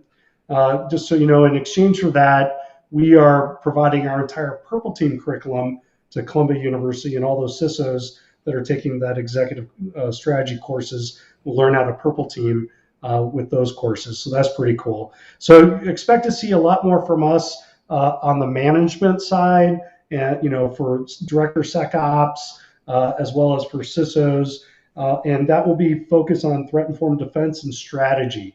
On the blue team tactical side, we have a lot of more stuff coming out for MITRE ATT&CK. Certainly, you guys will see all of our companion courses to the Center for Threat Informed Defense research that we conduct, like the Azure one. We did a MITRE ATT&CK mapping to NIST 853. That one's pretty cool for all the compliance folks that are on the call. You'll love that. But we have probably 7 more MITRE ATT&CK specific courses coming out over the next 4 to 5 months that are everywhere from AWS, how to better configure AWS controls to support kind of threat-informed defense, to GCP and things like that. So those, in my mind, are blue teamy, because we're teaching you how to better architect and manage controls in support of a threat-informed defense.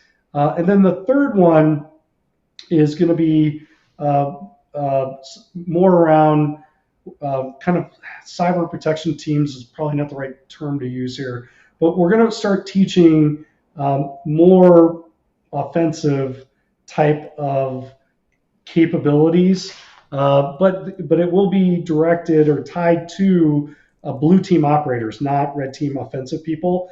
We want blue teamers to better understand adversarial tradecraft so that they can better kind of configure and manage, the apparatuses that they're responsible for.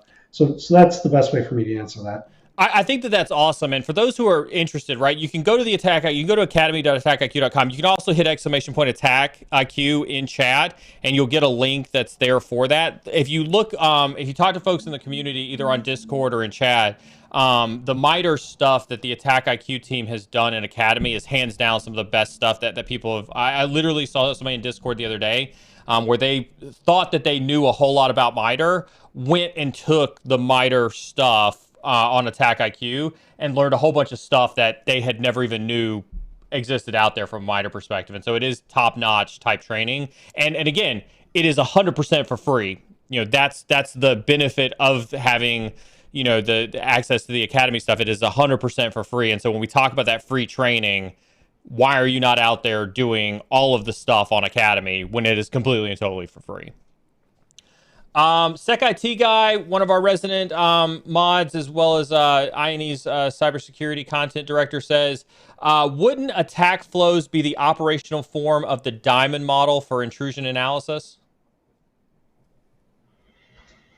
That's a good question. The genesis for attack flows. So first of all, we have to think about threat reporting and how threat reporting works. And there's a bigger picture here that I just want to take 1 second on. We have threat reports. I don't know how familiar everybody in the audience is with TRAM.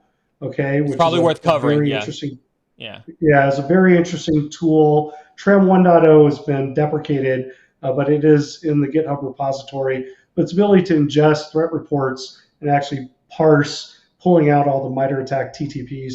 TRAM 2.0 is coming out here very soon. And the reason why I bring this up, and it's important, is today the way we think about attack is mostly atomically, and we don't actually think about flows and patterns.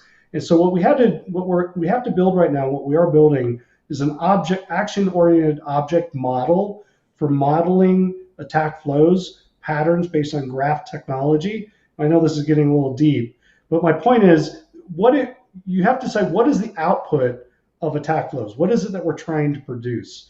And we're trying to produce two things. Number one, we want to be able to produce a more logical way to rapidly build emulation plans so that either red teams or automated systems like AttackIQ can take those flows and enumerate them, into the thing. We also need a better way to share flow data, between teams, because there isn't a standard way of talking about nodes and patterns and edges.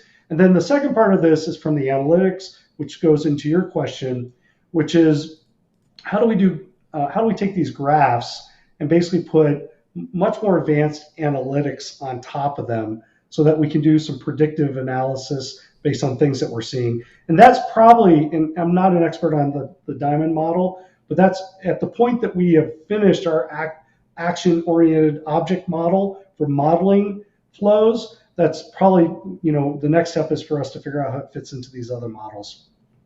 Awesome. That's a good. Go ahead. Yeah. By the way, what we're doing is a hard problem, because you got to remember, there's a lot of different, from a Boolean logic perspective, attackers can go a lot of different ways off a node. And so the underlying data models that we're producing to model attack flows is a really big research problem. And so we have companies like Verizon and Citibank and Healthcare America and Bank of America. There's 17 companies working with the MITRE ATT&CK team to build out this action-oriented object model for flows. Awesome. It looks like Alicia Parkinson won the access to the range. Alicia, if you hear my name, please make sure you are in Discord. You can message Carmen Mod. The sooner you do that, the sooner I get confirmation from the mods, the sooner we can move on to the next giveaway, which I know everybody's excited for as well. Devnil's in with another question. Says Google, Facebook, Amazon, Microsoft, and Apple recently accounted for 23% of the S&P 500. As the biggest player in U.S. business, do they do enough for this cyber war we are in? I love the question. Well, certainly recently in press releases, we saw the CEOs of a couple of those companies, say they're going to spend billions on cybersecurity, and that's a first. Well, let's except for Amazon. Except for Amazon.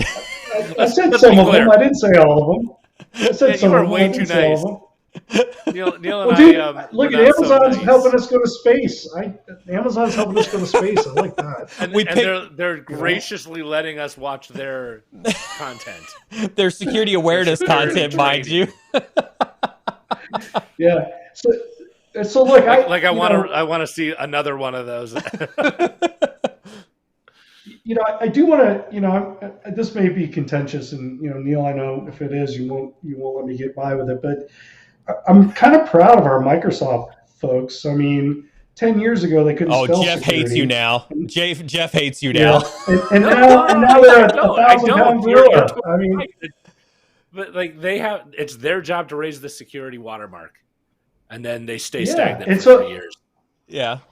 But look, I'm slightly encouraged by a lot of the work that they're doing. They're also a member of the Center for Threat Informed Defense, and Google and Facebook aren't, right? Not calling them out, but maybe they should join. Yeah. But Microsoft is putting a lot of resources into threat informed defense, and all these projects do go back to the community as a public good that everybody can use. But look, I think everybody could do more, quite frankly. Yeah. I think we're in a sad state of affairs. I think, my mom could do more. Like she could do a lot more, right? But I know I think everybody could do more. Right? I agree with all of that. I'm not encouraged. Like, I'm very, very bearish on the total display of lameness that was the meeting at the White House, months ago. And, when I read through the list, and we did a stream on it where we read through the list of things, and I was very open then. I was like, too little, too late. It is all a ploy. Amazon was literally the person pulling up the tail of the horse along the way. I'm to your point. Maybe I'm a little bit more cynical about it, but I think everybody could do more. I think nobody is doing enough, and nobody is doing enough quickly enough to make it happen. I think it's terrible. So if we are in war, then we are in the low ground, and the attackers have the high ground. We can't even get anybody to acknowledge we're at war. Yeah. So I think that's the major point. I mean, we have a leadership problem, right? This isn't a money problem. We spend lots of money. Okay. This is a leadership. This is a failure of leadership. And I do bring us full circle. I think it is important that people understand, these major events that have happened in the last 18 months, that's just the beginning. Yeah. We can expect one a quarter, one a month. I mean, look, it's going to get worse before it gets better. And as long as we keep, walking around the word cyber war and not, putting the entire country, our businesses, our healthcare organizations in the right mindset of what they have to defend against and what the future portends, we're going to just keep doing the same old crap. It's not going to change, right? And so words do matter. I think they do matter. I wrote a paper in 2000 called Cyber-Centric Maneuver Warfare, and it was a super simple concept. The concept was we had so few defenders that I would launch an attack at your front door and give you lots of stuff to detect and take up those 5 people that you have for 100,000 organization. And so they're so busy and going, and by the way, what the difference between data and comm is? The comm person, if comm goes down, they get it back up and figure out what's going on. Yeah. The data person's like, oh, I wonder what happened. Oh, no. And then they get it back up, right? And so security needs to be a little bit more like comm, right? Yeah. A sense of urgency, right? In doing what we do.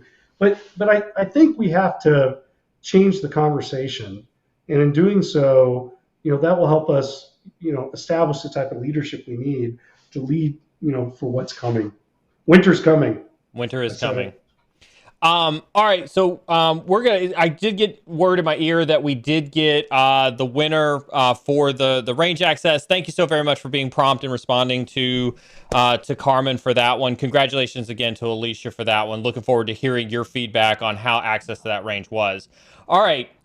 For the next giveaway, this is the one that I know everybody has been asking for. And we've talked about this kind of in the intro. AttackIQ has graciously, volunteered to give away, an intern slot at AttackIQ.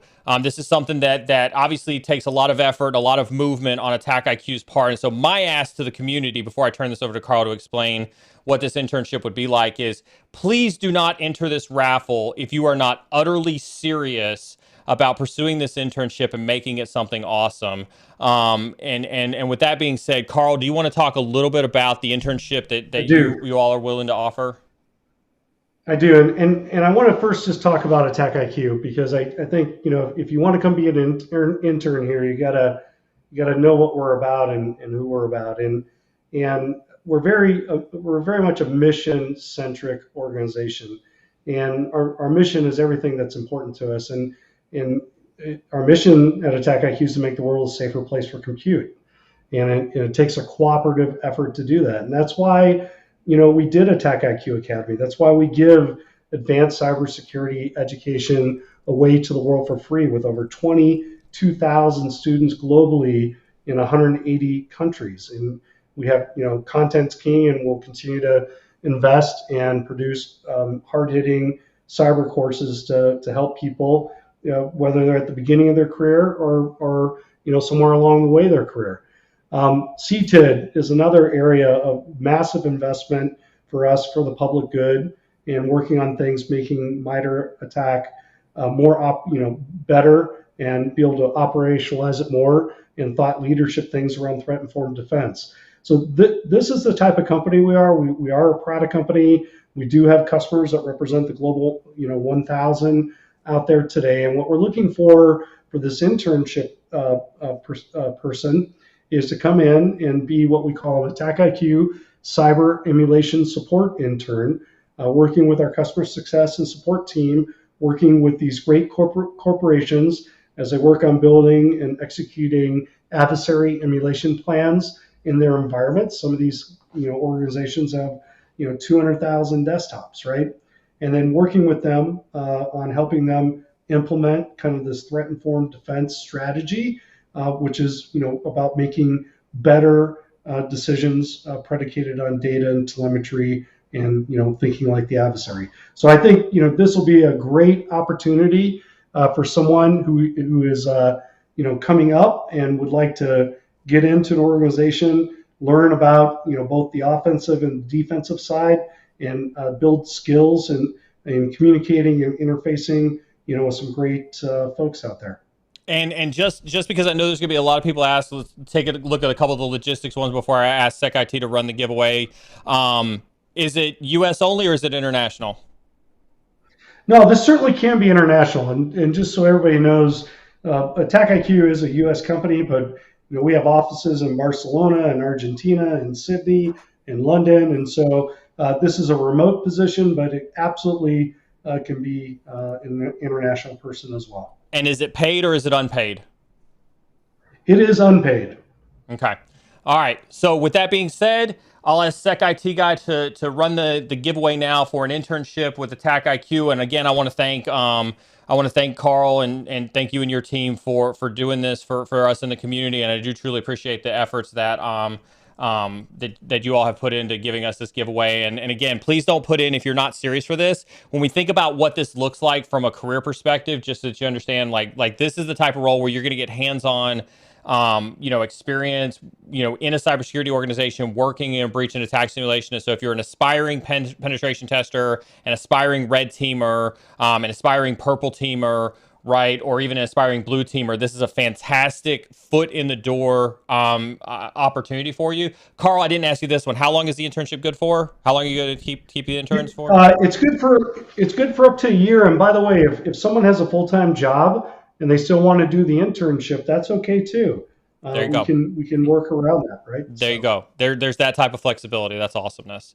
Back to the questions. Carl says, Dragonfly says, we are at war. My question is, who can we go to for organization boot camp, organized order of training?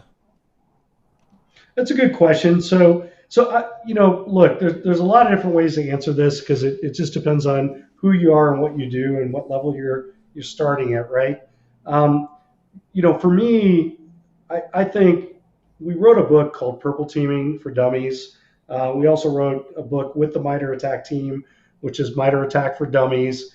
I think, the first thing you have to do is have a complete understanding. If you don't know MITRE Attack today, you need to know it. It's the most important security framework from Carl Wright's perspective in the last 10 years. It's a codification of all known adversary behavior. And if you think about everything we've ever bought, it's the detector block all known adversary behavior. So it is our Bible in many aspects. And so the question is if MITRE Attack is your weapon system, then how do you train to operationalize it? That's really how do you use that across functional perspective? How a CTI person uses it is different than how a red team uses it, is different than how a blue team uses it, is different than how a security architect uses it. And so I think a big part of this is making sure that everybody in the organization is using a common lexicon, MITRE Attack, and then training how to use it based on your staff functional area that you're responsible for.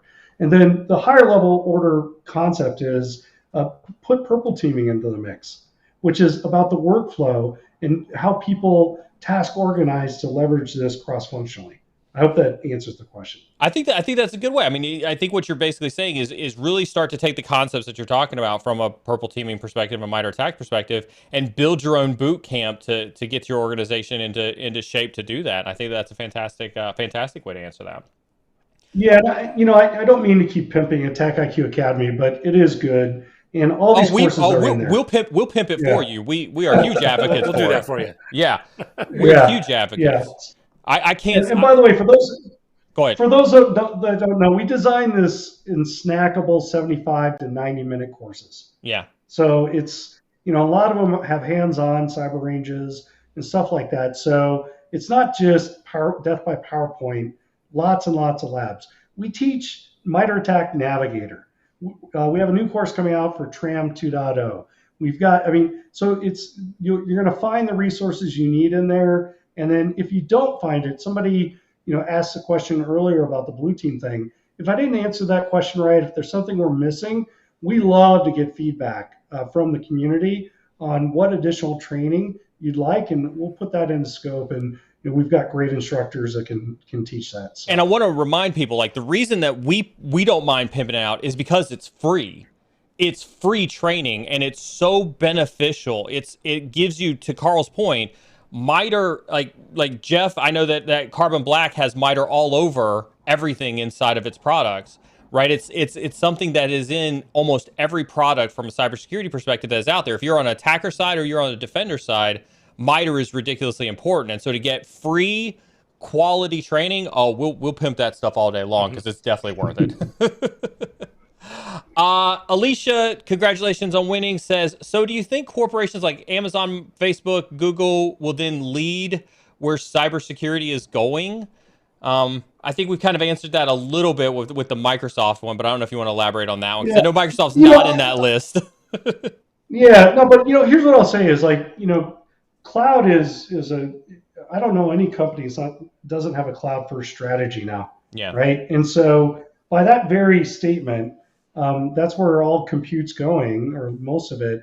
So what we really are seeing is Microsoft owns one, Google owns one, and Amazon owns one. If they don't lead, we're going to be in deep shit. If they don't lead and they own all that plumbing, right? And Microsoft has 48 discrete security controls, Azure's got, Google's got, if they're not leading, we're going to be in deep, deep problems because that's where all of our data is going to be. I don't think that they're leading at all. I think that I think if we look at Amazon, Facebook, Google, I think Google and Microsoft, to your point, Microsoft's doing better than they were 10 years ago. Google, at least with Project Zero and things like that, are at least finding good quality stuff that's going on out there. But outside of that, I think Amazon's failing. I think Facebook's failing. Yeah, but what I said is we need them to. Yeah. Right. Yeah. They have. I mean, they're going to own all of our data, right? One way or the other. Yeah. Right. And so we really need. We're the consumers, and so we can vote with our feet if we can, right? So it's really up to us to put the onus back on them, I think. So it just seems like they've got a tremendous opportunity to own the market if they got security right. Yes. Right. If they led in that space, it's a no-brainer. But I mean, honestly, that's why we exist, right? It's like the carbon blacks. If Microsoft could have done this right, 25 years ago, none of us would have a job. You think so? I don't. Yeah. You don't agree with that? I don't know. That's a tough one. I would be ashamed if that were true. It's capital I, capital F. Yeah, if they would have done security right. Yeah. Real quick, looks like Security Zulu won the internship. Security Zulu, if you're hearing me right now, if you're not paying attention, make sure you message Carmen Mod in Discord with your name and your email address, and we will get that over to the AttackIQ team. Otherwise, we'll re-roll. Alicia comes through with a follow-on question and says, what do you think that needs to happen to help us become better at defending against attacks? This is actually my very, very favorite question of the evening so far. And by the way, the easiest. So I don't remember which Verizon DBIR report it was. I think it was 2019, 2018. But they had a very interesting statistic. Of all the breaches that they analyzed that year, 82% of the breaches, someone had bought a security control, but it wasn't properly configured and the adversary circumvented it. That's a staggering statement for how much money we spend. So cyber hygiene is your best friend. Just like the dentist would tell you to brush every morning, you should check your shit every day. You hear that, guys. It's not biotechnology. It's not a $50 million budget. It's not $1 billion cybersecurity budget. It is do the easy stuff. Do the easy stuff. Like, I hate top 10 lists. By the way, that was exactly the same answer GRC gave too. Hey, right? What should we do? Let's see. Let's start with the basic blocking and tackling. Patch. Yeah. Get better at that. Yeah. So here's a couple of Carl Wright's pet peeves. Mimikatz should never run in your environment. Okay.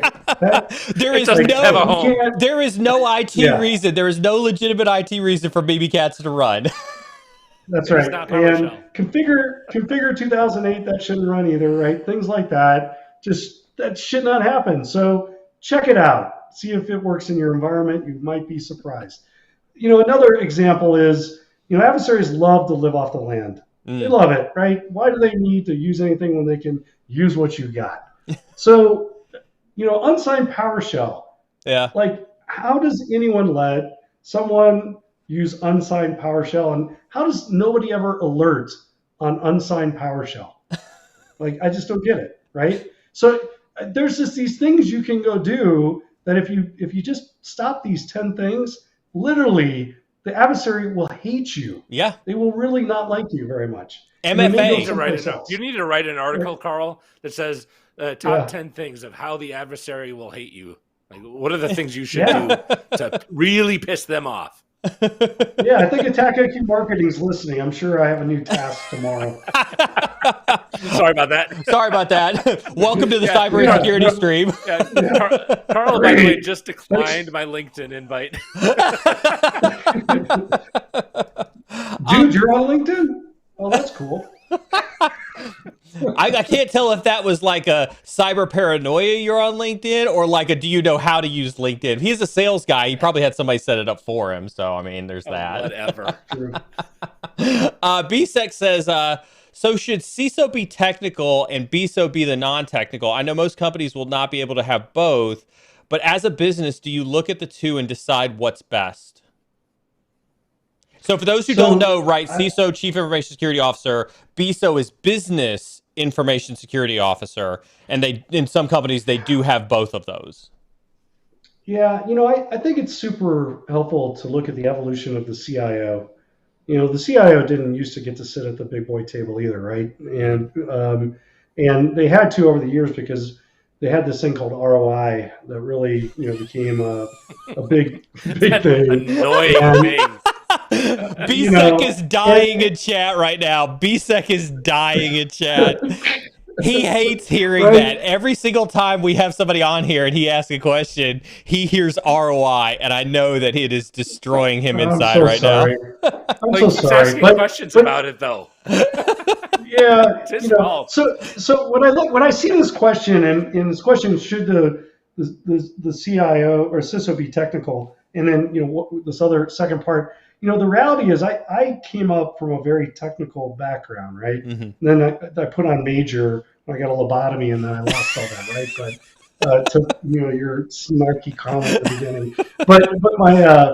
But my point of this is what I find is if you come up through the technical ranks, you actually have a real advantage over everyone who doesn't understand technology, because your ability to align it in different ways is possible.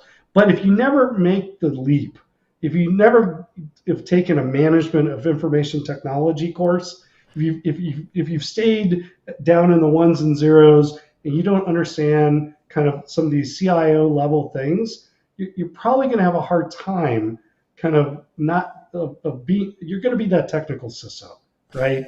And there is a role, and we have to have this. It's called cyber defensive operations. And by the way, I want to go back to my friends in the compliance side. I believe strongly we are on a path to convergence between risk management and threat management. It has to happen. It can't be two sides of the house anymore. And I think that we're going to start seeing this happen, and that this convergence is going to end up kind of in this space where the chief risk officer of the company is asking, based on the compliance thing, what is the effectiveness of our cyber defensive operations? Mm-hmm. Not do we have a firewall, right? What's the effectiveness of our implementation of that capability? And so I do think, technical CISOs are super important, but I just think that the role is going to change, and it's going to be more about cyber defensive operations, and that we're going to be commanding, controlling, and fighting our network. And they're going to be defense information officers, right? Ooh, and that's a cute one. I like that one. You like it? All right. So I think we're going to see, out of necessity, some massive role changes and some new roles created. It happened in DoD. Yeah. They didn't do that because they were bored. Yeah. Okay. They did it because it was an operational necessity, right? And I think that finance is usually just a couple years behind the Department of Defense in kind of adoption of some of these concepts, and so that's what I think. Yeah. Do you speaking of new roles, and I'll pick on my good friend AJ Nash from Anomaly, just because he was on here a couple weeks ago. He said that he believes strongly that we're going to see the creation of a chief threat intelligence officer role, that kind of sits at that C level as well. When you talk about this change of roles, do you see, especially when we talk about threat informed defense and CTI teams and things like that, do you see an elevation of a threat intelligence type of role to a C-level position? I think it absolutely has to happen. And the reason why is, again, not to keep rattling the same saber, but the threat informed defense is just that. It's a super descriptive word. You're threat informed. You understand the threats to the business, right? And your ability to align those threats to the business to what you do today to better defend the business, because it's an ever changing landscape. And by the way, our terrain isn't sitting still. Like the massive adoption of information technology, whether it's mobile computing, 5G, blah, blah, blah, blah, blah, that's going to just continue. The number of IoT, OT devices is ballooning, creating a huge different terrain that we've got to guard and defend. And so that role is going to become more important. Now, I think it is up for discussion if that's in-house or out-house, right? And I also think, we spent a lot of time talking about the haves and not the have-nots. Mm-hmm. SMB, mid-market companies, Mm-hmm. lower enterprise companies that don't have the resources to defend against nation states, what are they going to do? We're certainly not designing anything that's going to help, 80% of the market, right? And so my biggest concern right now isn't whether or not the Fortune 500 are going to be okay. It's going to be, is mom and pop pizza down the road going to have a bad day because they can't process transactions because they got schwacked with a ransom on their point of sale terminal, right? By the way, nobody's going to be around to help them because they can't afford it and nobody cares. Yeah. We're a little bit over time. Are both of you okay for us to go just a tad bit over time, or do either you got to run off to a pressing board meeting or something like that? Dude, I charge by the minute, so right now I'm okay. We're still waiting on confirmation from the winner. Make sure that you are in conversation with Carmen Mod for the information that we need for the winner. Custis says, do you think it would be a net positive to society if we made it illegal for businesses to pay the ransoms? It would eliminate the profit motive. So from day one, I believe we should absolutely not pay. Now, I don't know. I was going to say, there's a difference between not paying and making it illegal for businesses to pay. Well, I mean, I think we have to make it illegal. I mean, I know this is an argumentative thing, and it's easy to see both sides of it. I can't tell you how many times I backed up 300 terabytes of data only to need it and it didn't work. And it wasn't even a ransomware attack. It's straight a disaster recovery something. So I really, I used to own petabytes and petabytes of storage. So I completely understand what I'm saying here operationally. Yeah. And the fact that no tape drive ever worked in the history of my life. But I think, so regulators now are, I want to parse this real quick. So there's something called, there's a concept called resilience. Mm-hmm. Okay. And when a bank is subjected, I'm just going to use a bank as an example, to a ransomware attack. When the regulator comes in, where they get in trouble isn't the fact that, they didn't stop a ransomware attack. They get in trouble if they can't continue servicing their customers. That's a resilience problem. Mm-hmm. And so now regulators are coming in and they're asking lots of questions around resilience, your ability to continue to provide to your customers the service for which they are paying, right? And that's new, all right, or newish. That's, and so when I look at the ransomware thing, I actually look at it as a resilience thing.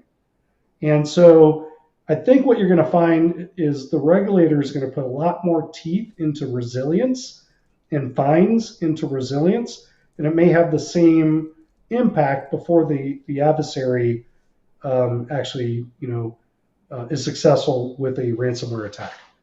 I don't know. That's just my opinion. This is one of those things where I don't think that we'll ever realistically be able to do this. And I think what we saw last year, when I forget which organization was that got popped with ransomware, and it was confirmed that it was REvil, which is known to be on the U.S. sanctions list, was the one that had ransomed their organization. And then they obviously figured out a way to pay the ransom, and it was publicly disclosed that they paid the ransom when clearly it violated an OFAC, sanction guideline.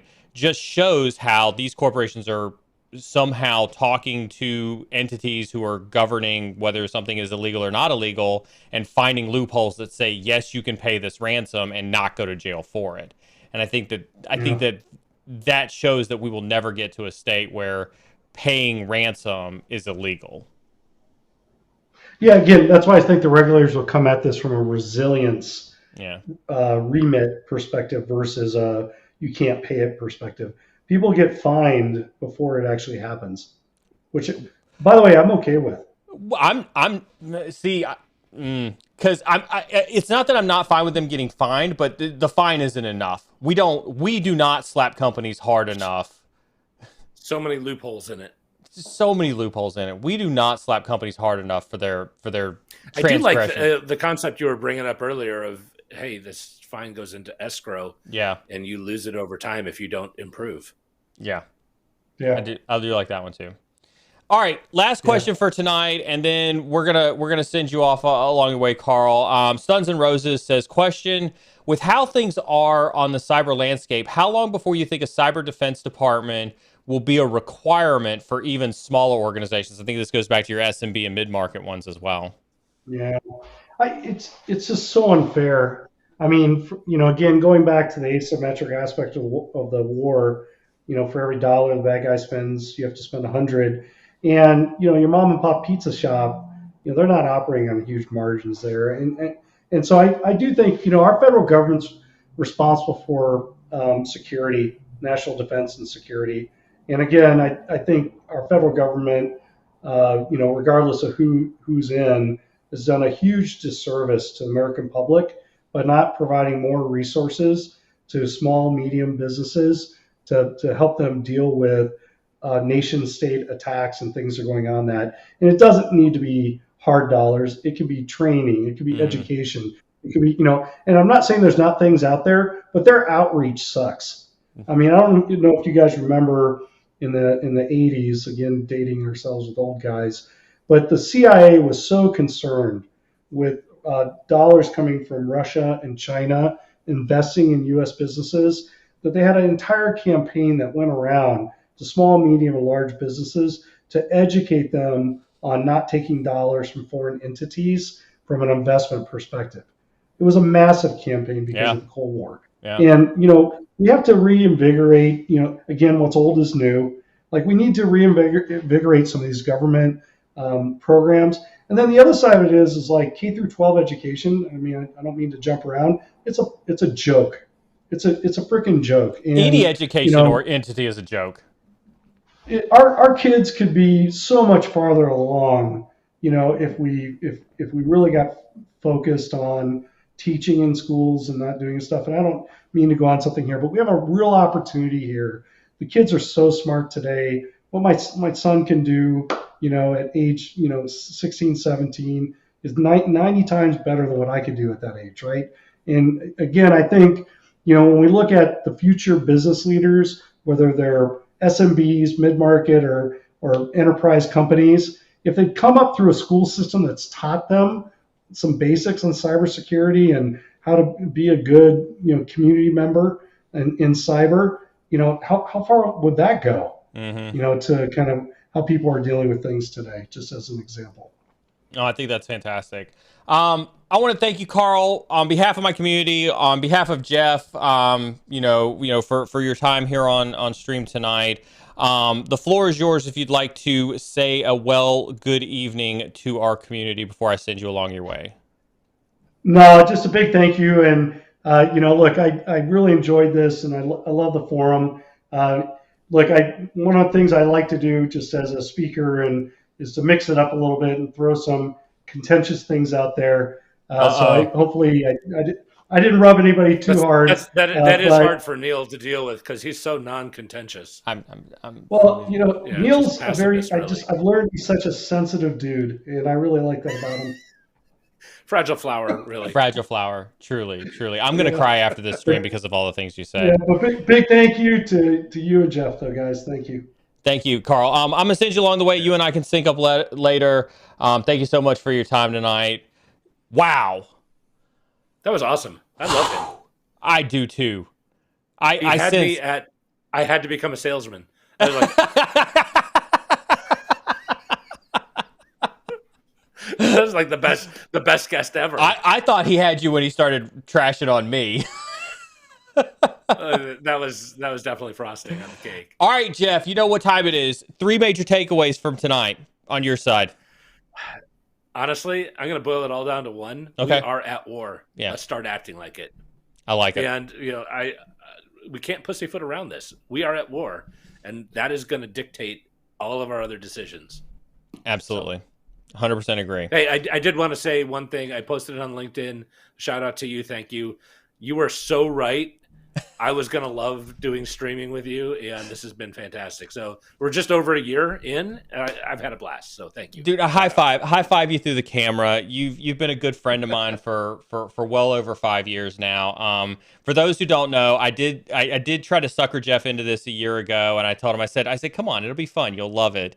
And he was like super skeptical of it, and I've managed to sucker him around for at least a year, and drag him along the way. And so I'm glad to hear you enjoy it. I've enjoyed getting to know the community as well. It's a rock solid group of people. They love you, dude. It's Jeff. In spite of me. In spite of you.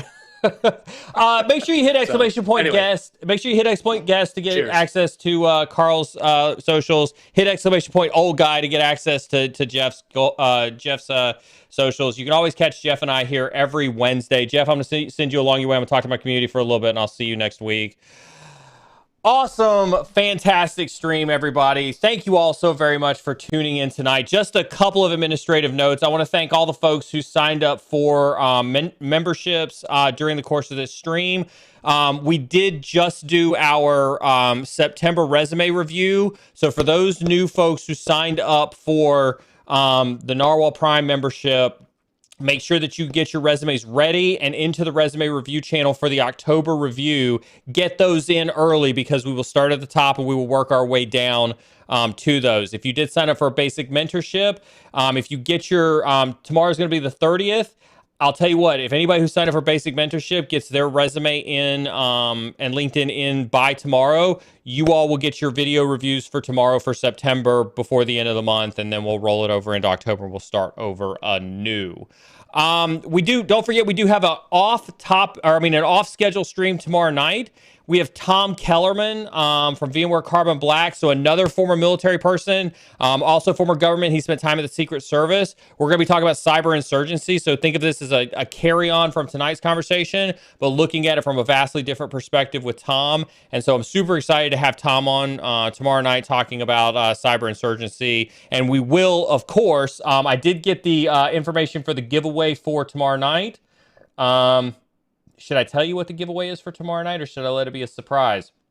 Okay, I'll tell you what part of the giveaway is.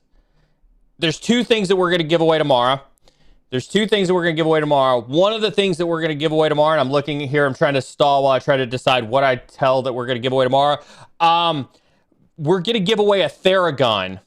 Now, if you don't know what this thing is, and I don't have my Theragun here, but this thing is awesome. Apparently, VMware's got a whole bunch of Theraguns, and so we're going to give away a Theragun on stream. There's something else that we're going to give away that is kind of secretive that I'll kind of hold on to till tomorrow night. But at least one of the giveaways will be, indeed, a Theragun. Yeah, a what? I just saw that one in chat. A what? Ahmad, please link a Theragun for those in chat who are like, what the hell's a Theragun? It's the greatest thing since sliced bread, but it's pretty awesome.